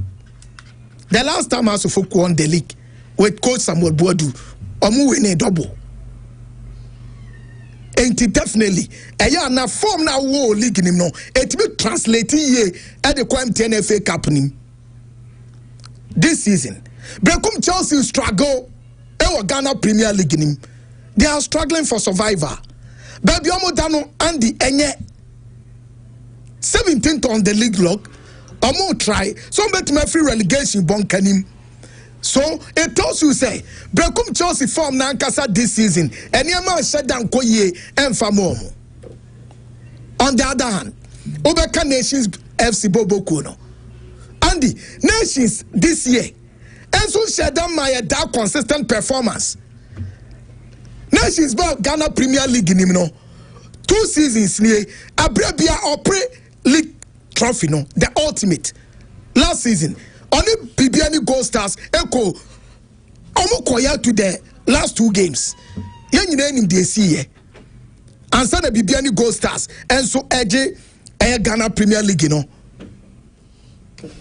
these 2 teams anytime be Omubeshia Andy Obia we know home. Say Nations FC Brekum Chelsea share in the league Obia every new one the home.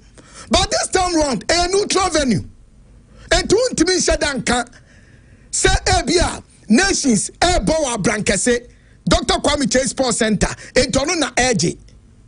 Brekum Chelsea Ebo Brekum Golden City Park and Tonona Edge.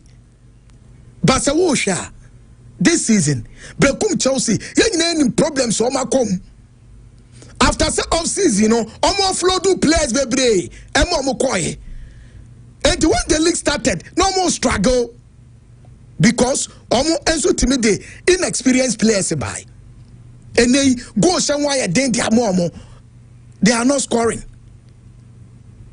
and the league na nkasa no and no any idea more brewum but can they win against a Nations FC almost so again that form in their last 5 games or mabo.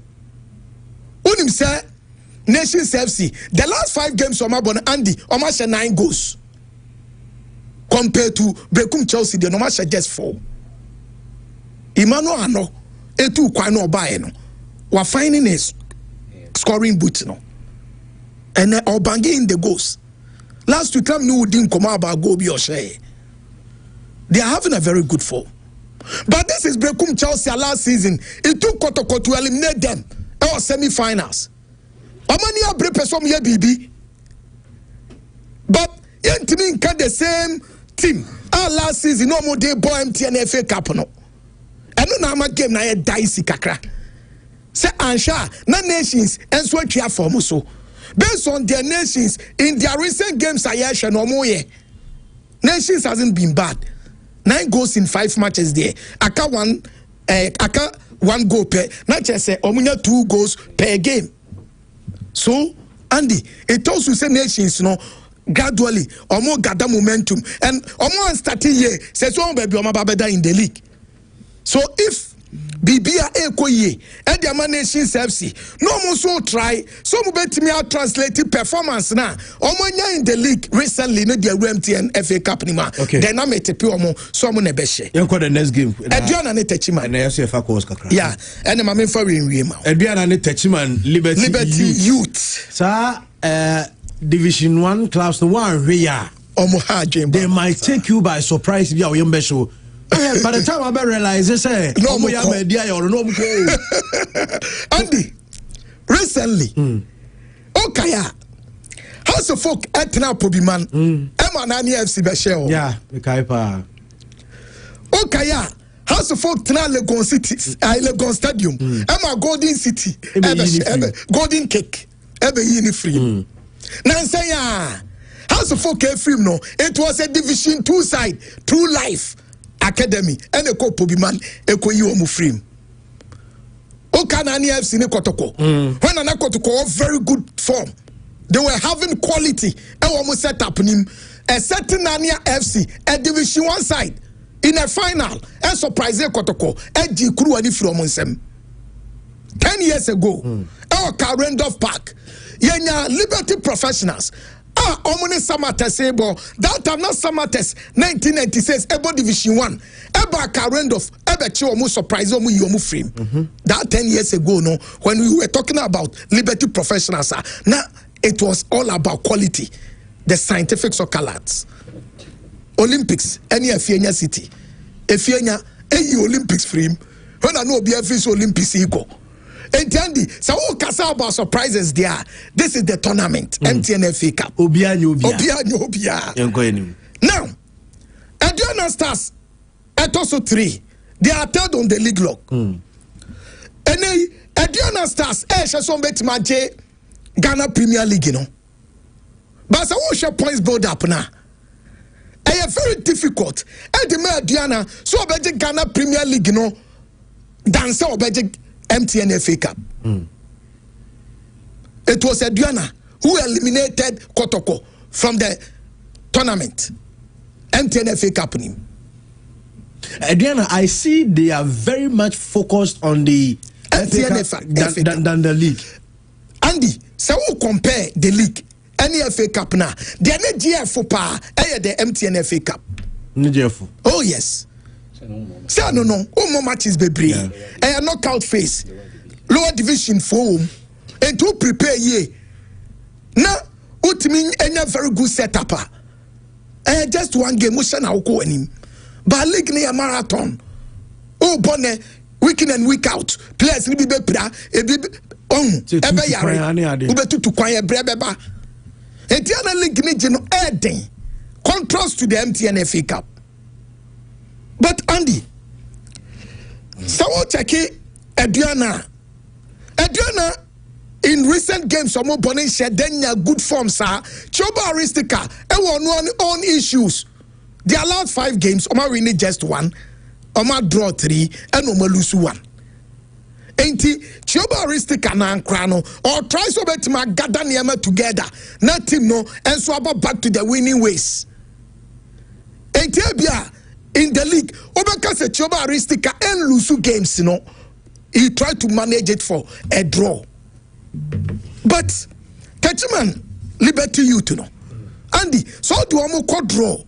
Musha spoils near the penalties, but what? Only it's all what here for neighbor. And John be surprise you. But so goes zone 1B wa. Yen said Ketchman, youth. Liberty you for no. Omuntimi league no. Say they will be united in a league da zone 1B with 53 points. Obeka KAC Soccer Academy with 37 points. Enti emfa woni modemo attachment Liberty Youth for no be bon Andy. Omuntimi meje da zone 1B no a league no enkobo playoff. Omuntimi top it table no. So the only option, we are saying Ghana say there's a certain team in Techiman. I am from Techiman Liberty Youth, you know, and they say Ubetima MTN FA Cup na ku anim. To eliminate club beat is Adriana. Ubetima do semi-final, quarter-final, possibly Ubetino Africa. And that's the motivation. But also in Kase Ebia, Tachima Liberty Youth for no, Bema Baba winning with ease. Ediatia Adriana said the Nauka say, oh, send 2 tournaments in Adriana Ebona in the league, MTN FA Cup no. Adriana for any break, Person Muji, MTN FA Cup no than the league. Andy, a very difficult game, a very dicey. Me, Bisami Ameka say, Bibiano, Oka Bibia Boma, Adriana, and submit me, Techiman Liberty Youth. Yes, the bragging right no is at stake. So, Bronen and half a man Temoa. Whenever 2 teams be able in this kind of tournament, Techiman Liberty Youth for never pay, some be Adriana film, no more Diajo Mudi, because so Bronen and half a man Temoa, Adriana, a very strong side. They are very strong team. And 2 to me, you are ma, and no qua, and so to me, propel you ye. Even next season, we make a statement. So Baba J, zone B, Baba top, and Wakobo playoff, as a so bet my qualifier. And to get there, Namianin, a very dicey. Atron DVCA, and Mediama. Straight away, met to pay Mediama. Atron DVCA has been very stubborn. Omo che 11 wonders. Omo 4. MTN FA Cup nim. 11 wonders a premier side. 11 wonders a nyade. Premier for ne kwacho omo ntimi nhye 3. Hey 4. Has mo obi akwa no mo 3. Omo che 3.3 goals. But I say omo reduce goals to go 2. Oba kan na so omo 3 no de ko 2. Omo de go 2. Enti for Mediama performance ayehu. E am say recent games ni nkoyi. Mediama about 6 games. Omo ntimi win bi. Edema Mediama say be a league no betimi I extend the lead but in the MTN FA Cup Mediama about Trump DVCA on any good day obete pay Mediama so obeko nanim Mediama no they are aiming for domestic double. Oh yes, the league and the FA Cup. Oh yes, on betimi agi league no crowd me say o magi because even when they are dropping points teams na are not pushing to punish them. What I say, over dropping points, now has a dropping, now dropping, Diana, acquire on and off, Gold Stars and Susa on and off. So their main challenges, Emma dropping points now, Mediama dropping points, I am affecting Mediama. But what I say, in a way, say Christian, I'm not be any Gold Stars across you. Of course, be any Gold Stars, they say points now about 1 pay. Yes. At the point, no much 11, about 8. But be any Gold Stars with their new manager. Marcus Freight, 8 me winning 4 at Waso. When I know I'm gonna drop a points and 4 wins consecutively, I'm out 12 points, 12 out of 12. And I'm dia close you omo. It is a league, Who can say Mediama Nigeria? No one should 2-2 because Mediama will gold. Ball Machidom, Bibiani Gold Stars will gold. When we are going toe to toe with Bibiani Gold Stars, the last season, I'm the nations. When I be any Gold Stars in Bonnie game, no one penny forward. Enzema. You can't Enzema, so Enzema. No more. Almost shop as a Gold Stars game. So, 84 Bibiani Gold Stars, says, I do a cheer 1 point. And when him say Bibiani Gold Stars next game in the league, or both ye Mediama Kwawe. Enti Mediama so league edge and say that easy ma omo send your first ye din komo now will be so obi because league ne dia Mediama age no now untimi nkan sa Andy okay again one game e wo ho dreams in Heart of Lions me free say game wey a game of equals but as a dreams are J Cup ni bida. The last time we go Africa, Ekoji Omudi, drew semi-finals. It was the MTN FA Cup and a Duomo call a Confederations Cup. Into the same tournament. And what they do Pempensui. Andy, me free says our game in Swabia dreams. Me call their dreams. Heart of Lions, coach Bashir Hayford, try so bet me so I 1 or 2 be na Omasaba back to their winning ways. Nansamu and so and then consistent results. But for Dreams FC, what drew open and you brand the Belgium no, well for Dortmund Kasai and no tennis no kana as they mean business into me call their Dreams FC. Mira say I know I darling Paul and now within the answer there by for few calls. Na yendro curtains no when they show no 0240 929256 0240929283 na yenim komo kakra bi na afi no yen sorry ma abisho sera but before that in so your quick birthdays LC de eno so FM edema eye busuafo nyina ba mame attended to the calls na yen to aso ewa ha. The first caller I said hello. Hello, Andy Kassas. Yes sir, good morning. Good morning. Yeah, Kofini Mansuni Pante me am do professor. Kofi entio. Tottenham Hotspur, me Tottenham supporter, me Barcelona supporter. Sometimes I say call relegation. But Liverpool Everton. Maxwell, see, Kofi Sinya GD. Right. Kofi Medasi. Okay. Okay, that's now okay.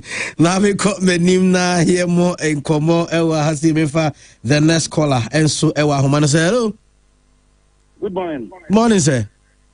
Nepacho meeting the Hamza into you. Hamza into you. Na siapa sel kotoko. There is another program de kotoko akudwi. Me say na program shasie na season soon. No ma pam crazy na ma ko fa player fufro. No ma pam coach, no ma pam ma ko fa coach fufro. Player management krampo that way and manage players. No ma ka so manage supporters. No ma ko to kwaye mobo ise ko to kwatia do ko jachi. Na team from well bro no abache 1 2 3 6 5 division 4-1. And yes bia the second team and at 13 the your first team at the ball no ma abache yes. Na pin kama ma team no ya ha ama ko to kwaye ordinary. The player mpo e ko fu wora. Na pin kama team manage player no ma time the ne kada ban so ko free. Nti what me manage players, what me manage share. Dem pa o business pa ni team ni mo ne say. Na se ko to kwaye mo bo kotoko away pura so ko shegwa refi tamenye na kotoko pa kotoko victim na kotoko na ayemo bomo refi timi robu kotoko anyhow yentimi nya obi otunya petition FA na Africa mama timi ayemo bomo kotoko pani adi family nge mama dati okay mirasi Hamza enso edie na ode aba na mamhwe na me father next caller enso line say hello Andy Cassias. Kwajoboku atonsu pabwafo mo yentio. Andy. Say ya mental tonka. And the way I did. Say we be amona 2 years yenchawade. Oba to market ya. Pabwafo na iti. Na ndi we dey meso. Manfo afidie kese so na me na obi bi obejame. Ema me kra me papa wasisiruwa. Na ne mo ofa. Munina me do bibia so bi obejama ye bia me de pure fam everyday kesi so e do bibia ya nko bia de obi twi me bia no onyankopon sere nem ready in fact me disappointed papa wini me dada se wini se Andy na me tie yi aso no obi be bonsa no obetia me na me ma so le kotie scores je kotoko Andy me buy ni announce ensele gumeti kotontio adia ekos wo krobia ma choose am entiaze die na ho prayers squad ye dia ba omunyina no muni go eye de no ba kotoko mo ntimi mo no munyina no me squad ya omo mo tim no mo bo ni ye omo sesa pro ni o wo pre when it's when you are back to compete no you never turn it back here next year I grow so many so to because we need to see you no kotokoto e ko ja chi o no obi fie you say bravo I'm about 4-1 and you see the second team o the full team full enya omo wachi o omo de bi ye do mo Ghana Premier League omo de bi ye do boy omo say 4-1 now you go to player now bokotoko now body oba brown one person now oba and yeah because DM penful be o ye nyina into your plan na go plan so bobo de my supporters now unye zealous wa ja team no to na coach ni dia onye coach no onye coach no brother aye ba ko pe can coach say coach no that year o don't say papa no for team to which training ground ni about 4-1 nti ko pa na me ado na sigu woni ne race wa no what is how we now coach so woni mu say wonti coach a ja team to na fi ade ma wate ni ewu ade bia wo ye de ma yes na ye tiska bo so me so ye tia yes e ko stadium ensi ewu money bo bia mo de bo na de mo ye nu bo asofo macrown. Okay, Kojobo Kumirasi, and they also the Baba. Reason I wouldn't say, and they Frank Grobe Jr. birthday. Oh, and they Frank Grobe Jr. birthday. Yawishi Jr. a happy birthday. Frank Grobe Jr. Fantastic one. We call Santiago Bernabeu. Okay. Now Okoto Jr. Obreme Madrid Obreme Madrid gold coin Nikrabi. Until Boko come Nudabe. Junior, your next birthday, yeah, come new why now, Wabre pass us up a paraphernalia. A channel or the big brave, okay, Madrid gold coin. Okay, so I'm okay. Junior Zimisa is always on so oh discover so. Mimi so no so. No him say Camp Nou or no call. Junior, happy birthday to you. Hello. Hello. Yes, sir. Good morning, boss. Morning. Pacho, Anna ni kusi kujukum. Anna need you. You tell from Emma Basanga to number 1 Ukuma. That's in terms of sports, Jamuni size.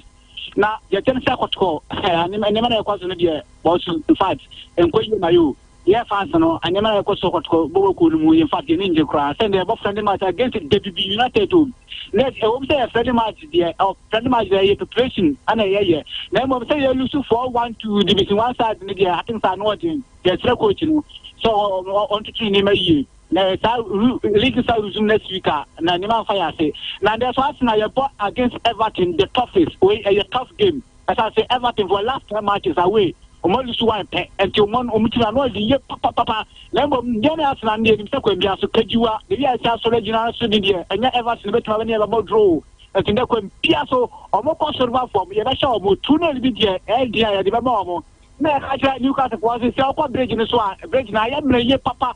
When I'm so corner air was also and Newcastle much somewhere the most solid worker. I'm quite for no more idea. And said and Arsenal win, Newcastle win, what times to win, and move at the Bruta was in Pachamedase. Okay, Menso Asepa. Happy birthday, Elko Eddie Ama YB. My brother, Dada Kofi.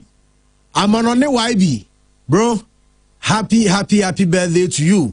Nyankopo nshira pa na nka first na ya abrochira ba so mama yenwu abrochira ni amonone ti amonone YB Dada Kofi Boache YB God bless you Nyankopo nshira no onye okese na onkoso onye okese sa YB happy birthday from all the guys ni nyina ya yokuma se ne omomo nkran nyina se ne yema a special happy birthday wish on a pure FD kese so YB happy birthday to you.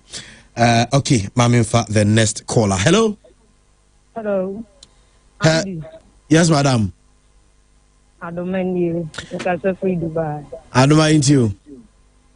And then the master start to see the old boy. Mood one casa. Hey, 11 players ringing around with no pony. Andy, and you're the real Liverpool, you're first off and give them much you. And I'm also say it to me more. More money away in a baby. I to me more. But I thought I am to call relegation. Debbie.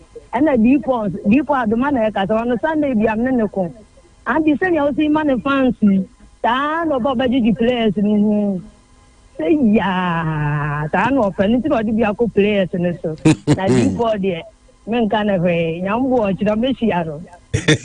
Imagine to men casa. Okay. MTN FA Cup, no league. Okay. And Medase pa mini abadoma. Happy birthday Kwadiama Eunice Mensah. Eunice Mensah, do not friend pretty Eunice and your birthday. Happy birthday to you from Ellis. Stephen Ellis and also young wish you a happy birthday. Pretty Eunice. Happy birthday to you. Sanso and a happy birthday Elko Eddie Ama Nana Kwame Owusu Steven. Nana Kwame Owusu Steven and your birthday way free Mavis or your TV or your FM no see young wish Abofrey and so a happy birthday and Famano. Sanso so and to you Nathaniel Kwame Asante Wakusi Nathaniel and your birthday we are wishing you a happy birthday. We every Papa Elder Justice Ewa Kusi and also young wishing Nathaniel and so a happy birthday. And said the Huamanebo and so ACT and no. Minim Yako Christian Uni Bibi okay. Darling Ponso Bibi and Hone and a Max also any Bibiao. Okay. Once again from Bebe Junior. Na me heard junior birthday as a Saturday there. Christian watch but now we are sure say international meme no of a meme ne Oheneba mo ne Shamumo. Hey, Ombisia way. Kofi sa be who be ordinary TV. Na me nim location. Mami location na me land was. Of maybe I text me say today be today. Aye. Yeri see I make sure say ba no abeto so Yankopon ya aduma e be sade obi e di ahia. Weekend ye bon pa say Yankopon be ka ye nyina ya ho na ya say ahia biem. Enjoy your weekend but stay blessed. Akra mu nyina. Bye.